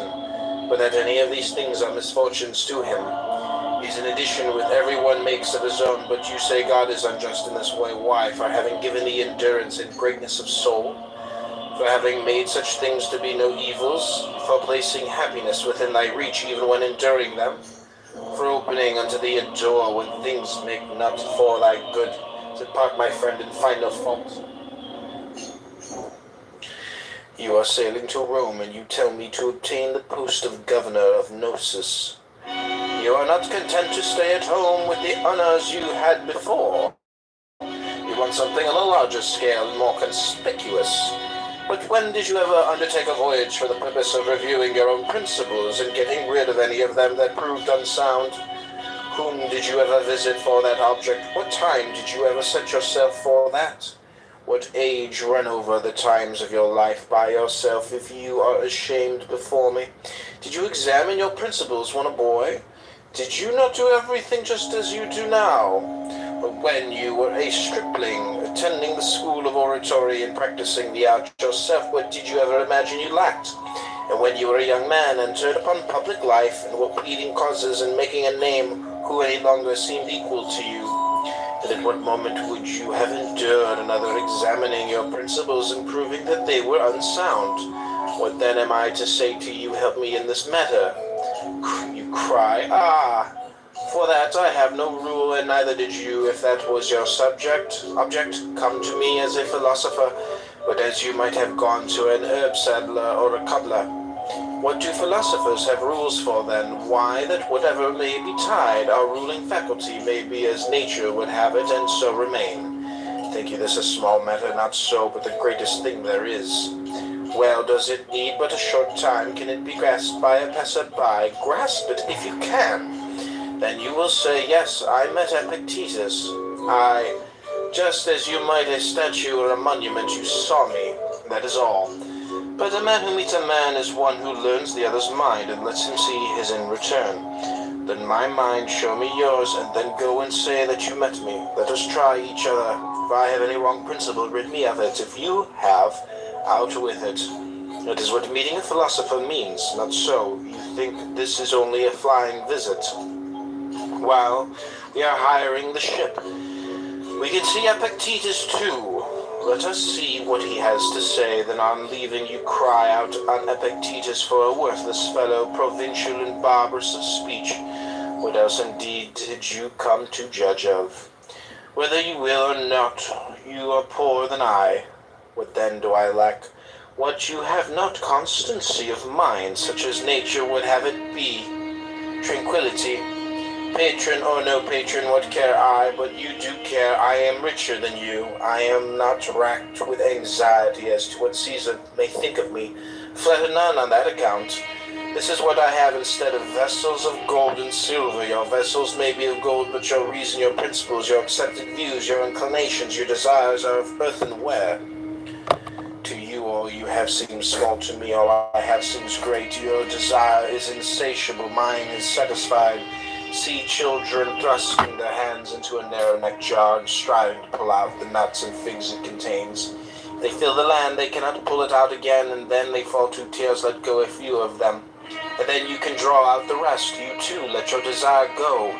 Covet not many things, and you will obtain. Pittacus, wronged by one whom he had it in his power to punish, let him go free, saying, forgiveness is better than revenge. The one shows native gentleness, the other savagery. My brother ought not to have treated me thus, true, but he must see to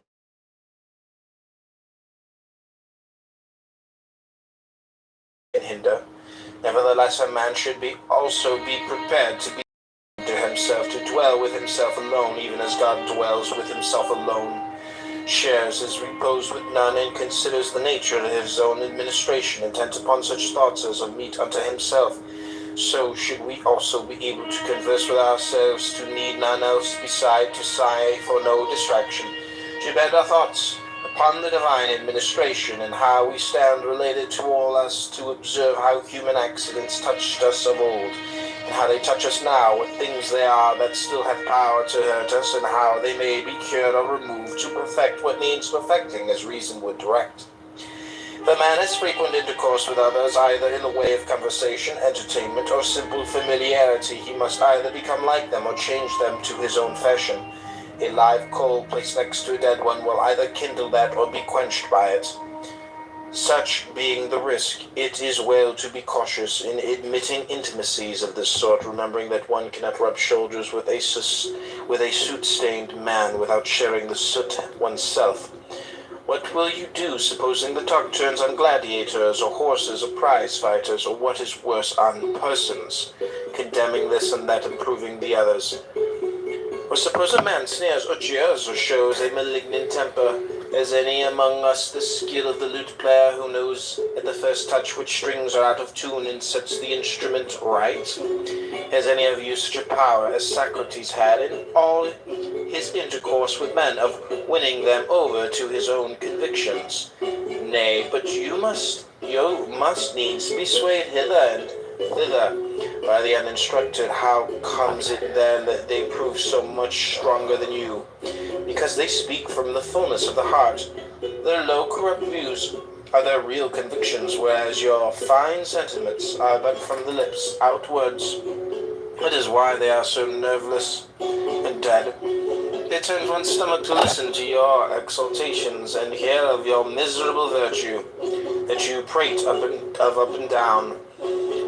Thus it is that the vulgar prove too strong for you. Everywhere strength, everywhere victory waits your conviction. In general, any methods of discipline applied to the body which tend to modify its desires or repulsions are good ascetic ends, but if done for display, they betray at once a man who keeps an eye on an outward show, who has an ulterior purpose and is looking for spectators to shout, "Oh, what a great man!"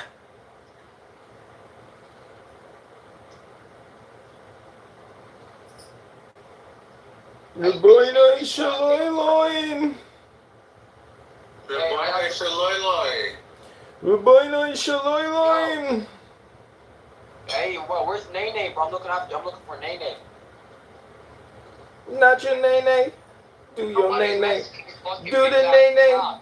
Do your Nene. Hello? Where's Nene? What were you capping a lot about earlier? You were like mumbling and in your car. Oh, he was so annoying. Why doesn't Oscar, the president of Clown House, come up and give us an update about Clowntown?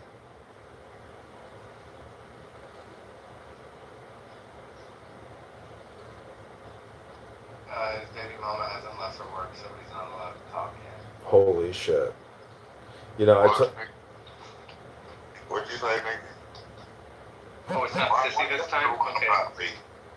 I said your baby mama hasn't left, so you're not allowed to get rowdy. Well, I can get right if I want to. You know what I told Oscar yesterday?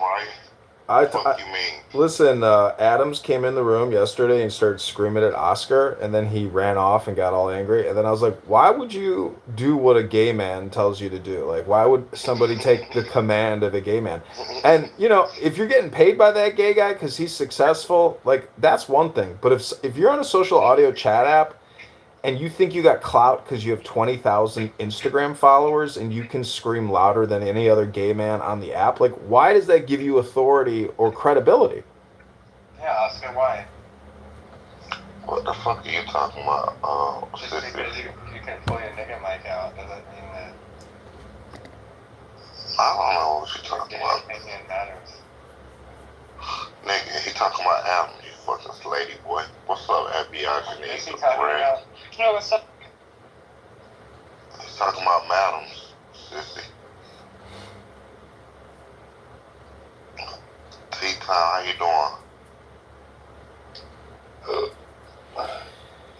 Did you call This was the lady glow. Did you call Adams Madams? Because that's a good nickname for Adams. Yeah, I always call them madams. What's up going on? Been calling them madams for a year.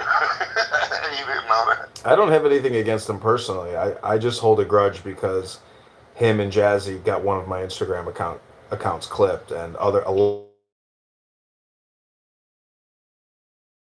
suggest on Instagram. I just block. I block.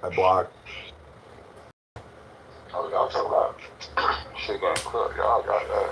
I'll get my shit cooked. I don't know what y'all got going on. Well, we ain't talking about, I'm the only black person allowed around these guys. So be later, buddy.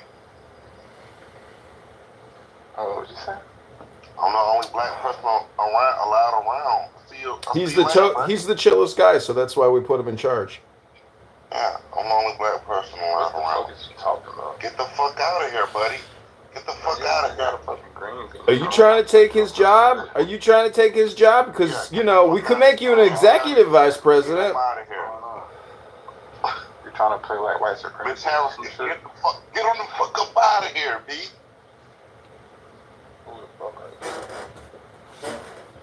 you? Basically, Oscar is like having Dave Chappelle in the CEO position. Oh, y'all comedian and shit? You want to be funny or something? Nah, I ain't trying to be funny. Slow, chill out. My Galilean princess has returned to me. What you give away always comes back. My love, I'm so happy you're coming to Chicago and we're getting married, and I will convert to Greek Orthodox Christianity, and I will renounce Zionism, and I will renounce the Jews and all of Israel for you, my love, so that our baby may live in peace and security and love.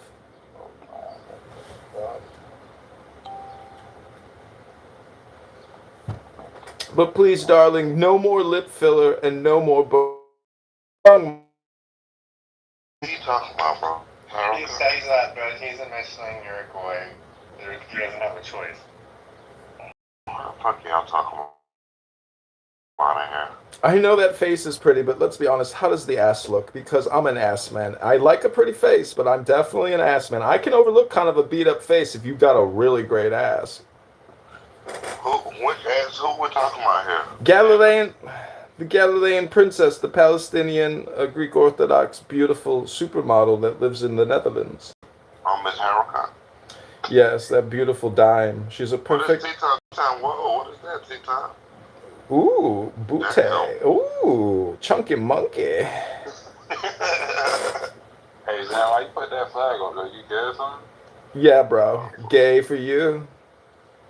Nah, you got that. So Oscar, you cool with that? Like, you on that type of time? Bro, what? I ain't gay, nigga. I can hang with gay people. I'm just saying, like, I was just trying to see what's going on, trying to read the room. I ain't on that type of time. No, bro, I'm not gay. You in that hat? Of course he's gay. You see here? He talking about ladies with fat asses, bro. You ain't just hear the conversation? He's literally I talking know, about bro. fat asses. Niggas don't play like that, though, bro. Putting that flag up, bro. Too early for all that. Oh my god, Galilean princess, thank you for posting that. I hope that's what you look like. Oh, what an angel. I mean, seriously, you're so beautiful. If only your voice could match the beauty of your exterior. You'd be even more perfect. It'd be like perfecting perfection.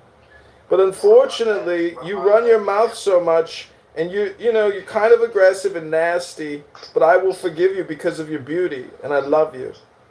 What about Abby? I fear for Abby's future. I think she needs a lot of consulting services. She's in desperate need of help. She is suffering. She is not a happy woman. Well, she's a 30-year-old virgin, so I think she needs some. No, she needs a good book, the gym, and more money and good food. What'd you say, Flo? No, I'm saying 30 years old. That shit is not real. Not me time. That's what I say, but I don't know. She lying. I don't think she's a liar, because I've been on Clubhouse with her a year, and all she does is talk about dick, and I actually haven't heard her get any. Nah, she lying. 30 years old, you know how long 30 years is? I thought he was 15. How old are you, Glow? How long is 30 years? So you talking about you been living 30 years old, you never... Am I the oldest? Am I the oldest Mishling in the room? I'm 41. Nope. You're the oldest. Respectfully, though. Yeah, respectfully, you are. I take full credit. And the youngest. Wait, who's the youngest in the room? No, T-Time, Miss T-Time. And the youngest Michelin. I'm the oldest and the youngest Mishling. I like that. That's beautiful. So Abby. What do you want from me? What?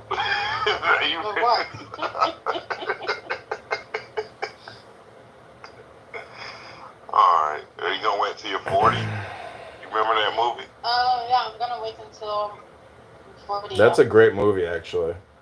40-year-old version? Yeah. Oh, yeah. One of the funniest movies ever made. I ain't seen that one. I seen the 30. You talking about 30? Oh, there's black comedy, and some of the funniest black comedy you've ever seen is in that movie where he's trying to buy a set of speakers. He's like, now you treat me like an N-word. I bet she probably trolling though. No, 40-Year-Old Virgin's a great movie. It's a very good movie. There's a lot of good actors in that movie that made it big. That one chick with the huge tits from that stupid movie where the television show where they play waitresses. She's huge. She got huge titties. Miss Haruka says she doesn't have a fat ass. Ugh, I'm sorry then, sweetheart. I'll have to continue my search elsewhere.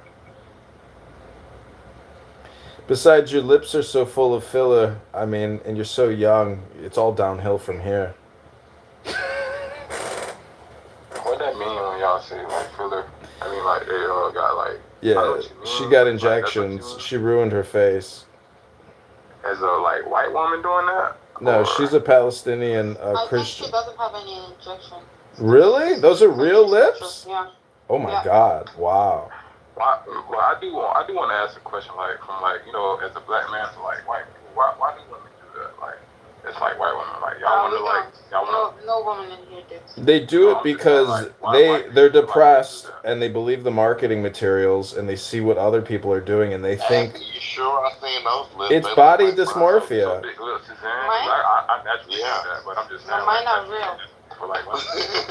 They think that they look better, but if you look at before and after pictures, the after pictures actually they look worse in the after pictures. So I don't understand why people risk it when you can really look at after pictures and say, "Fuck, you look gross. Like you look worse."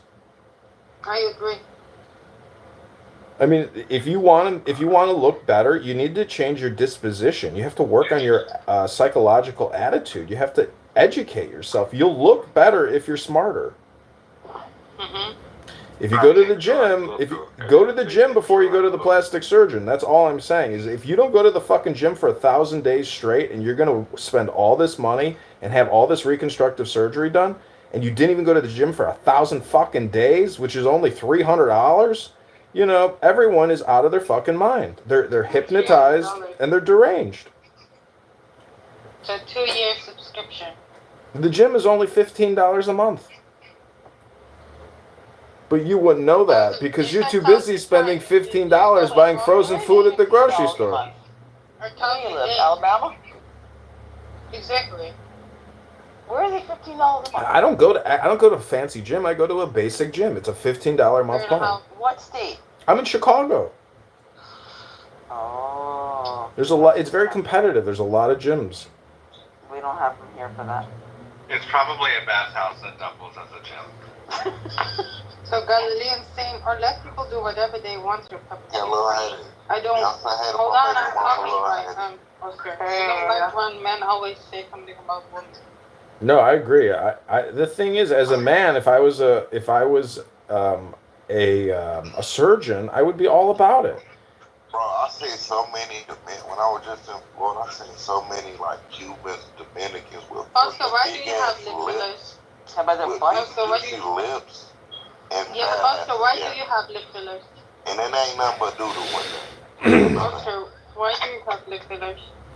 Oh, what do you mean? Why do you? Ew. Hold on, it's so plastic, so cold. I got the real thing. Yeah, me too. No, those are not your lips. No, mine are Those real. are not your lips, Abby. I Dude, see you. mine are real. Juicy, juicy. Abby got juicy lips. I have. Somali? My mom has nice lips. Canadian? That's from my mom. She's from Switzerland. No, I'm not from Switzerland. You know why the hat? You know why they put their hat backwards? Shut the fuck up, bro. Why you worrying about my hat, dude? Well, I'm just telling you, your hat's backwards. Why? Well, I just why took you wear it it in like that? for this picture. He's trying to I get got my hat front in all my pictures, dude. I just put it backwards when I was on like recording. When you're sucking dick? Well, nigga, hold on, bro. Let her get on his ass. Sucking dick. He eating Jazz's pussy. Sucking that clit. No, I'm only eating Lil Haiti. Yo. Lil Haiti, she done fucked herself with a chicken wing. Bro, hey, bro, don't disrespect my lady like that, nigga. She done fucked that pussy with a motherfucking drumstick. Oh my god, that's I disgusting. can unmute myself. Weirdo. I'm just kidding around. Take it easy. It's just a joke. You gonna scare the women away with all that shit? All right, I gotta text my manager and tell her I'm sick for the day. I'm going on sick leave again. So you can be on Clubhouse? You're a fucking idiot, bro. What is that you do for a living? What do you do for a living? I just want to know. I text my manager day after day telling her I'm sick. You come up there and say Goofy about Clubhouse. That's the same shit Ryan does. That's why he laughing. No, I take a leave of absence so I don't have to call every day.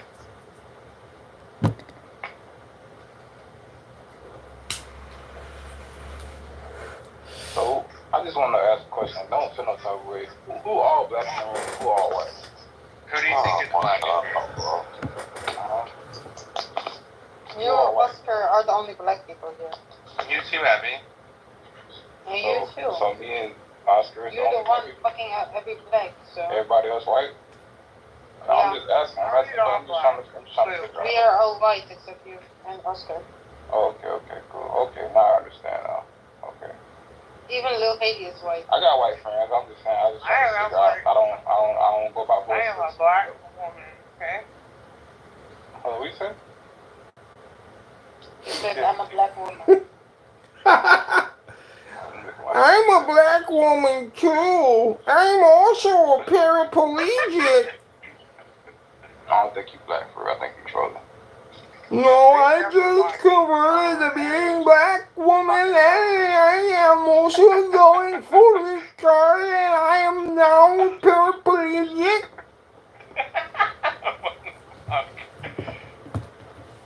I was just trying to get the, Galilean princess, will you come to Chicago and marry me?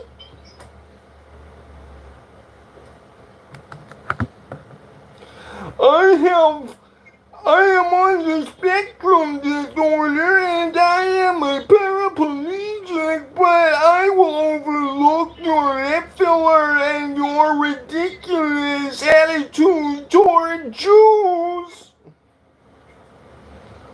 I love you. Will you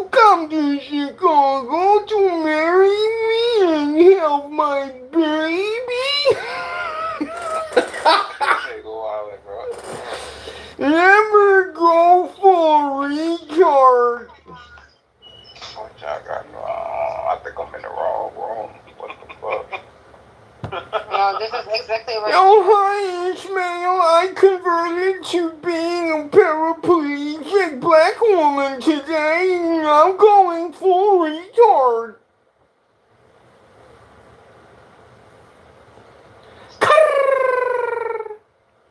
Big one, big one, big one, big one, bitch. Oh yeah, oh yeah, oh yeah, oh yeah, oh yeah. Man, why are you making fun of me? I can't believe Oscar is fighting with somebody who's disabled.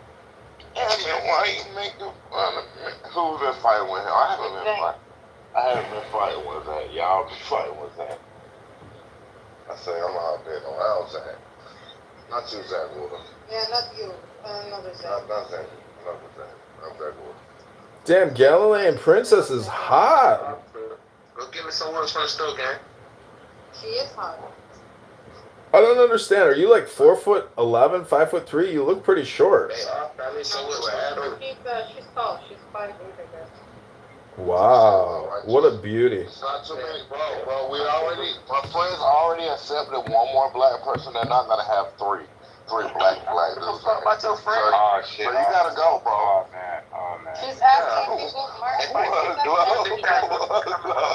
I don't even care what you say. I just already got one room. I just clicked down. What's going on? Hey, right. My dad said it. What you say, bro? They can't accept a third. Bro, I don't go in there with the Florida Gators.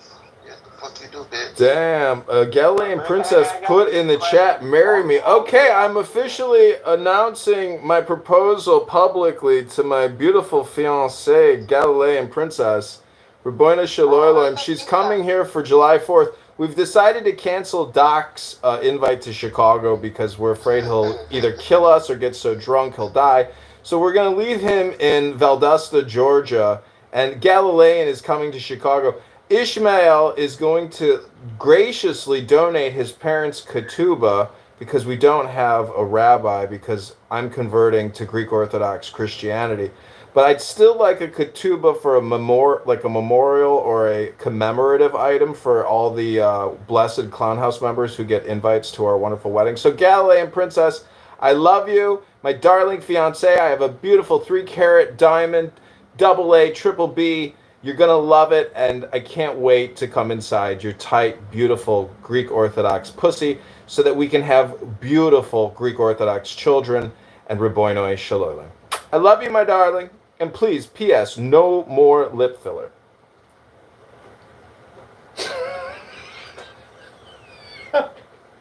That's funny. I had to be the fucking tooth fairy today. Damn. She's all natural, though. I hope it didn't break your bank, Oscar. Galilean, who would you rather really marry and have a baby with, me or Prince? Tell us the truth. Oh, she will pick you. Wow, that makes me feel so good. Thank you, my darling. I love you.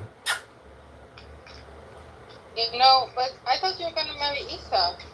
No, I've seen her photos. She let me get into her Instagram. I saw her face. I was like, no way. No thanks. Oh, wow. Where's Gallagher from? It's horrible. She's got a great voice and she's very pleasant, but, you know, she's far too old. Galilean is primed and ready for marriage and having a baby and inheriting $1 million.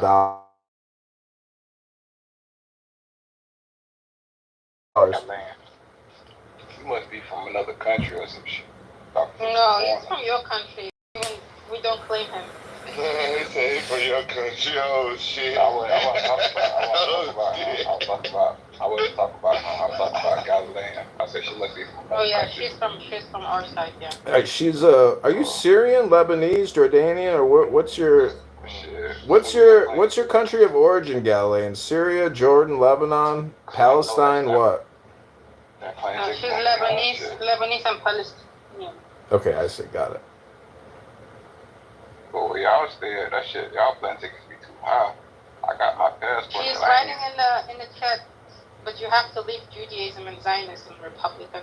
Yeah, done, already done, no problem. Farewell, bye, Okay, take care, enjoy. When's the wedding? July 4th in Chicago. Aww. Yeah, everybody's invited. I'll have a baby. Everybody's invited except for Adams. Jazzy, she'll get a ticket for the peanut gallery. Adams is not invited. Can Jack He can watch the live stream though on my Instagram, huh? Is there an open bar? Yeah, there's open bar, of course. Open blunts as well. There will be a blunt tray passed around. Oh wow. Me and Ryan are also gonna marry. I need the green card, so I'm gonna use Ryan. Oh, come to Chicago. So you guys are invited? Yeah, come to Chicago. No, we're gonna do next to the beach. Everyone gets Adderall. Everyone gets Adderall. Oh my god. Yeah. No, there's if you want to pass out Adderall, that's on you. You meet up with I don't care about your. That's your responsibility. If you pass out on Adderall, that's on you, not on us. Adderall. Yeah, I'm taking Adderall. Everyone in America. I never took Adderall. Oh my god, I'm lost. Oh no, Adderall. What the fuck? People don't take Adderall. Amos, Raboina Shalom, have you heard the good news? I'm leaving Judaism and I'm leaving Zionism, and Galilean Princess and I are getting married on July 4th in Chicago. Farewell, goodbye, you can keep it. Oh my god, this room getting more and more retarded. I would be honest with you. I think leaving Judaism and Zionism for Galilean Princess would actually be worth it, like 100-fold. I agree. What do you think? That's a filter. I get it, but still, she's pretty hot. Amos, what do you think? Do you think leaving Judaism and Zionism and abandoning Israel, the whole Zionist project for that beautiful woman that I'm going to get married to and have babies with, what do you think? Catholic anyway. Yeah, I went to Catholic school as a child. That's retarded. Ishmael, hold your peace. You know, I'm working here. Yeah, hold your peace. I thought you were coming from a religion of peace.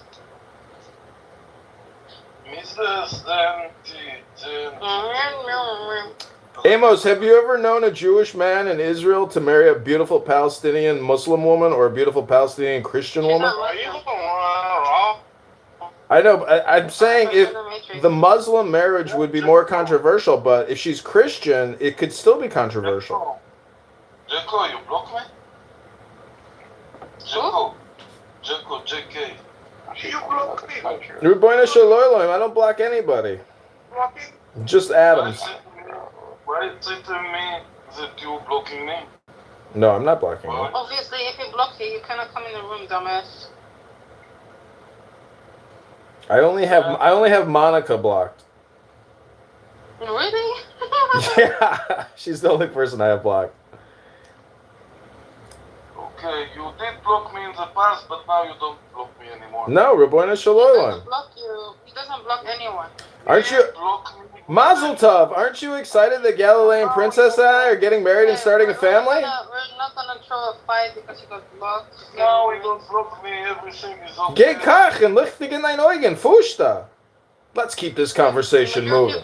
He doesn't even get a mod because he's like this, right? So it doesn't matter if he blocks you. Okay, get over it. You're so much older. Like, oh my gosh. They're chicken.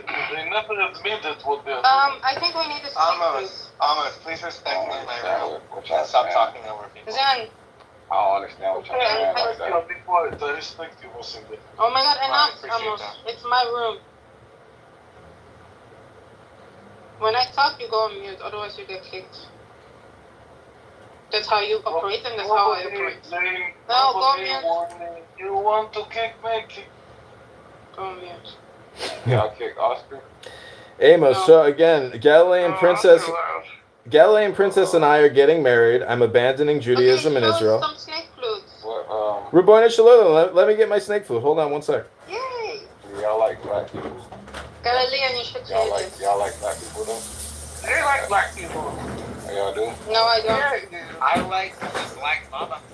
No, that racist as hell. Hold on. I'm asking. But I don't like anyone. Okay, here we go, everybody. Mute your mic because I'm gonna play. I'm dedicating this song to my beautiful fiancée, Galilean Princess, my Lebanese, Palestinian, Greek Orthodox Christian honey bunny. I love you, my darling. This song is dedicated to our future joy, our health, our wealth, and our love.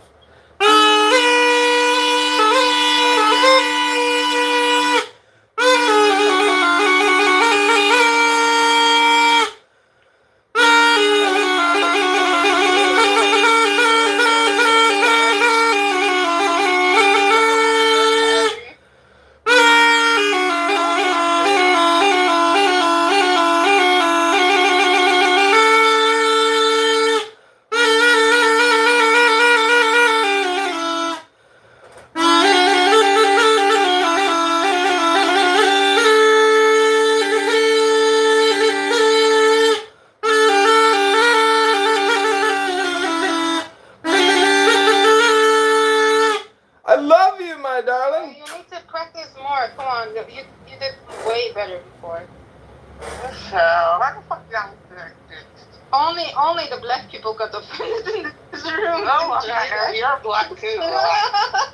I swear. Only the black people. Hold on, that's kind of racist. No, you said something, Oscar and Lil Haiti. It's said just that the y'all like black observation. people. If that's Y'all like racist, it, then let I'm me a know. racist. I don't care. If they don't like black people, just let me know. That's all I'll say. No. Only you said something, Lil Haiti and Oscar. No, because I was like, I'm just trying to figure out if y'all like black No, nobody dislikes black people in this room. Black people don't have no culture. I'm assuming that I'm talking to white people. They don't understand. I'm the only black person here, me and Oscar. So I'm like, what the doing? Who said that? Everybody came out of Africa. Oh yeah, don't forget Lil Haiti. Jesus. No, I'm just saying, like, I'm asking the question. It's either yes or no. It's no, bro. You're self-centering. You're self-centering your racial identity when no one is even talking about it. Don't speak for them. Nobody's talking about your black skin. They the moderator. I'm asking the moderators. But your black mind, though. Do you think though that you're really black? I'm not gonna argue with your man. I mean, why would anyone consider themselves a color, a word? Like, I'm not white. What's the question? Okay, I'm trying to figure out. I know Ghislaine, right? Hello, what's the question? I'm pretty sure Abby, right? Everybody shut the fuck up if you're not black using people. That's all I ask. Why you getting offended because I asked the question? I think this nigga drank lean. That's like me going up to a regular person. Shut the fuck up. Glow. Like, hey, do you like black people? Girl, I'm trying to help you, but now you can't even. You gotta go, girl. Anyway, carry on. Rude boy, nice Shalala. So you kicked him because he's black? I kicked him because he obviously can't even hear when I'm addressing him.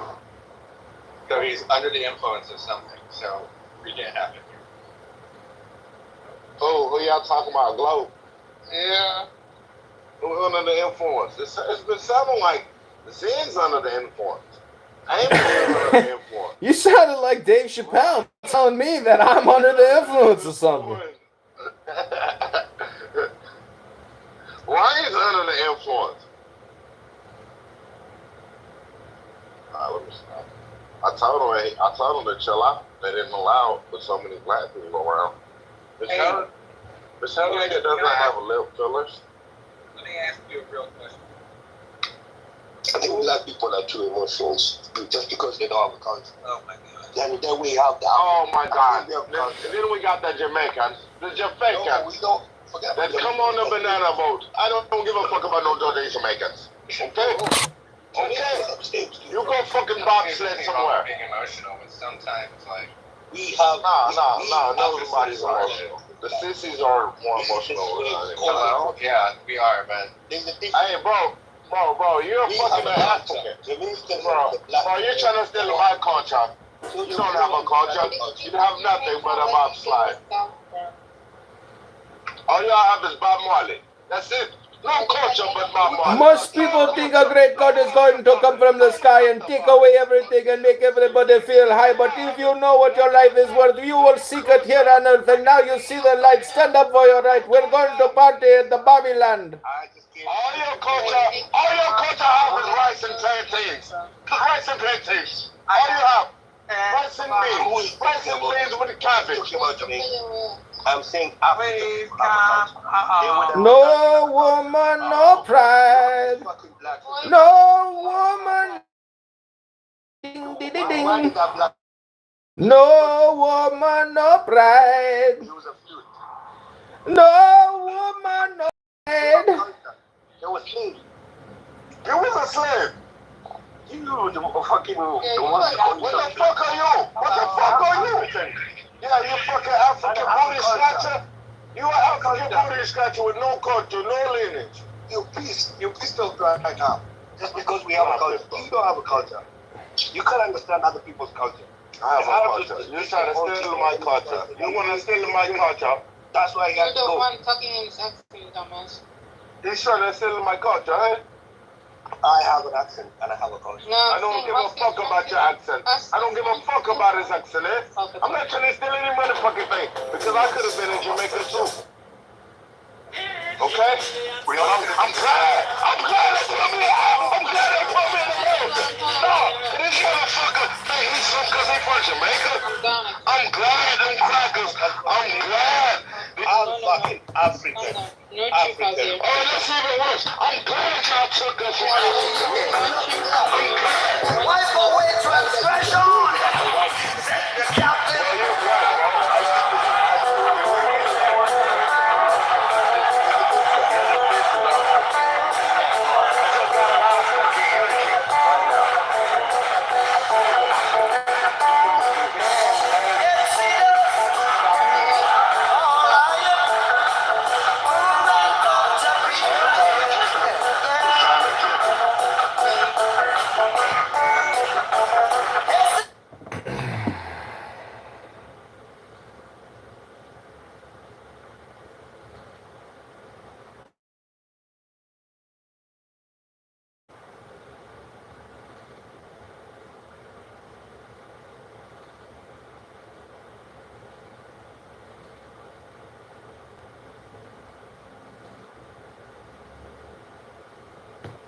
Okay, everybody, welcome back to Clown Monkeys. This is Clown Podcast.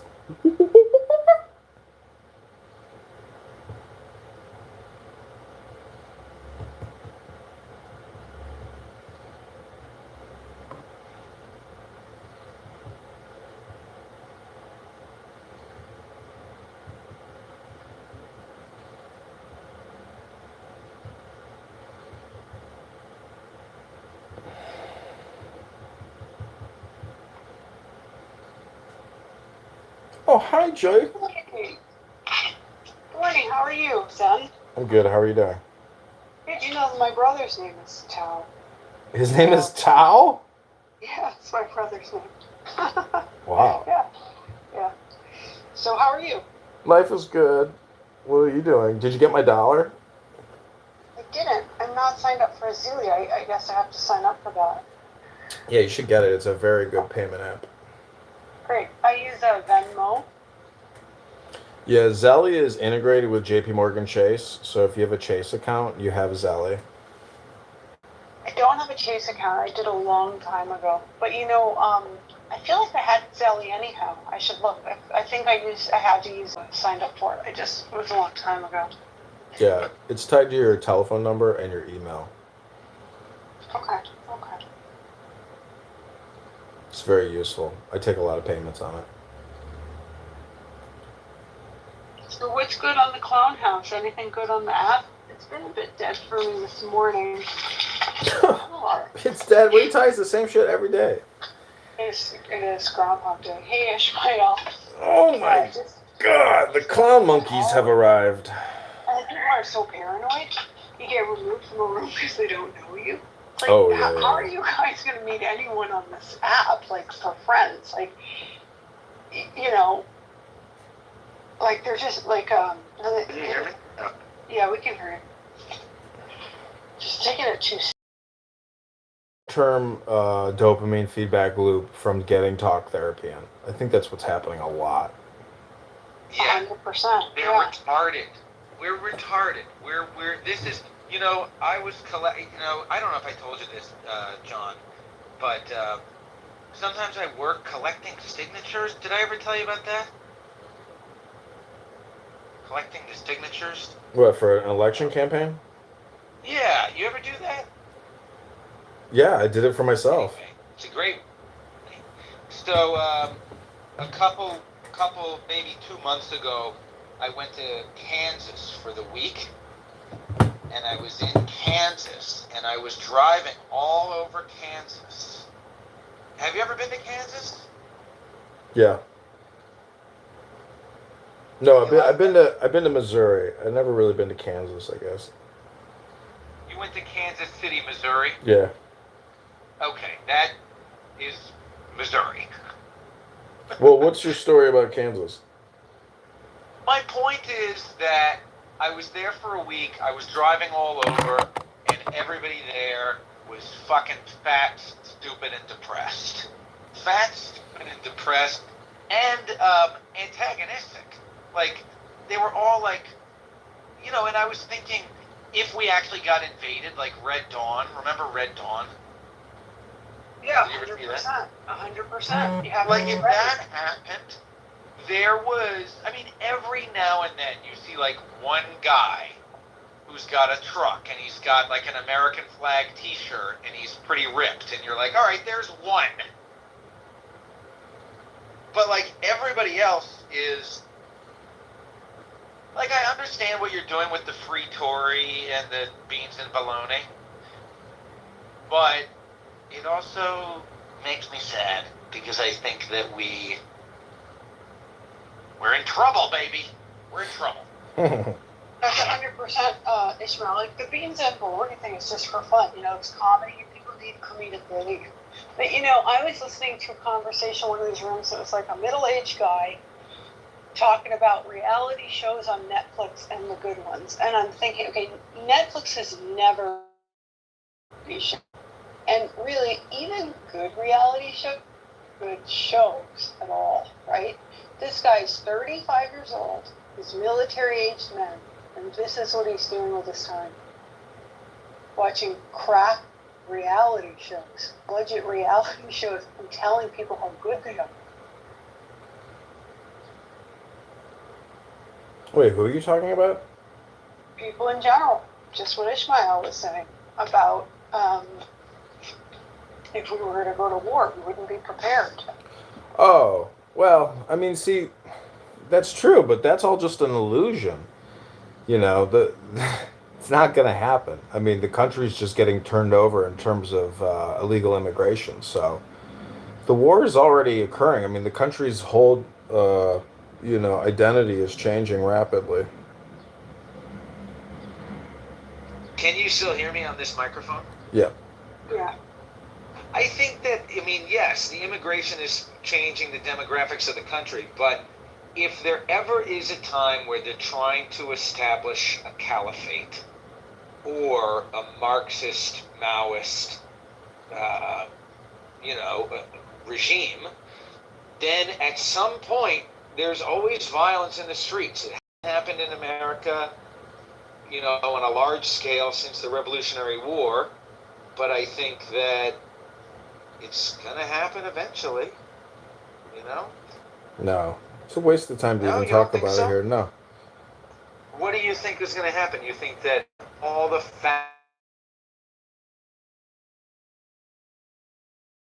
No, man. It's not even fully about that either. It's also just the point about how lazy, bad, and sick culture has gotten, right? It's not even just about it's just having a conversation with somebody that's, invigorating versus completely depressing and dull. Listen, there's a lot of, just go to your grocery store right now and you will see people going to the checkout aisle with 10 liters of soda and their legs are about to fall off from diabetes. And you're like, wow. It's sad. Yeah. Wow. Yeah, but the Oh. minds are a mess too.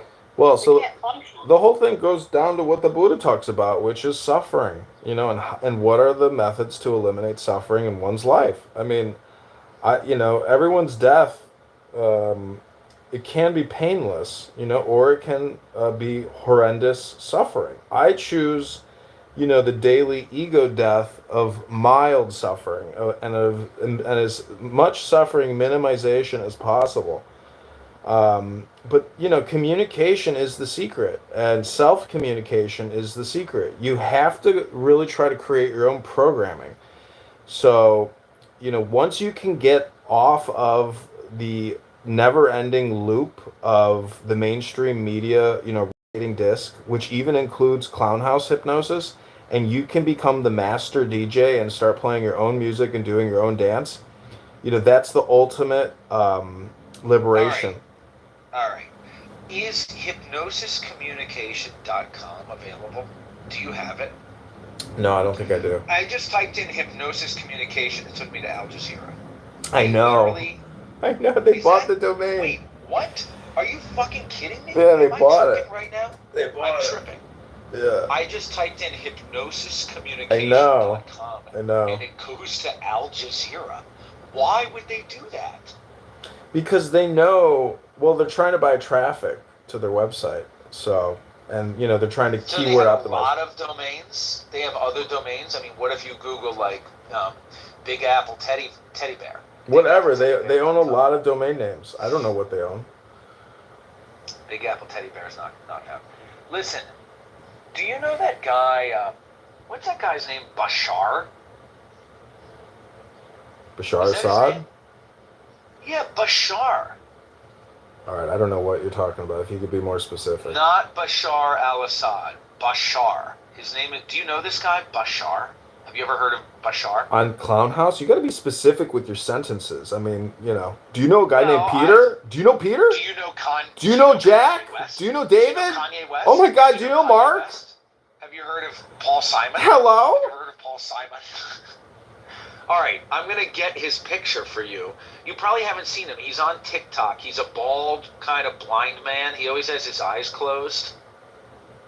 You don't know this guy? He yells at people. I could PTR his picture.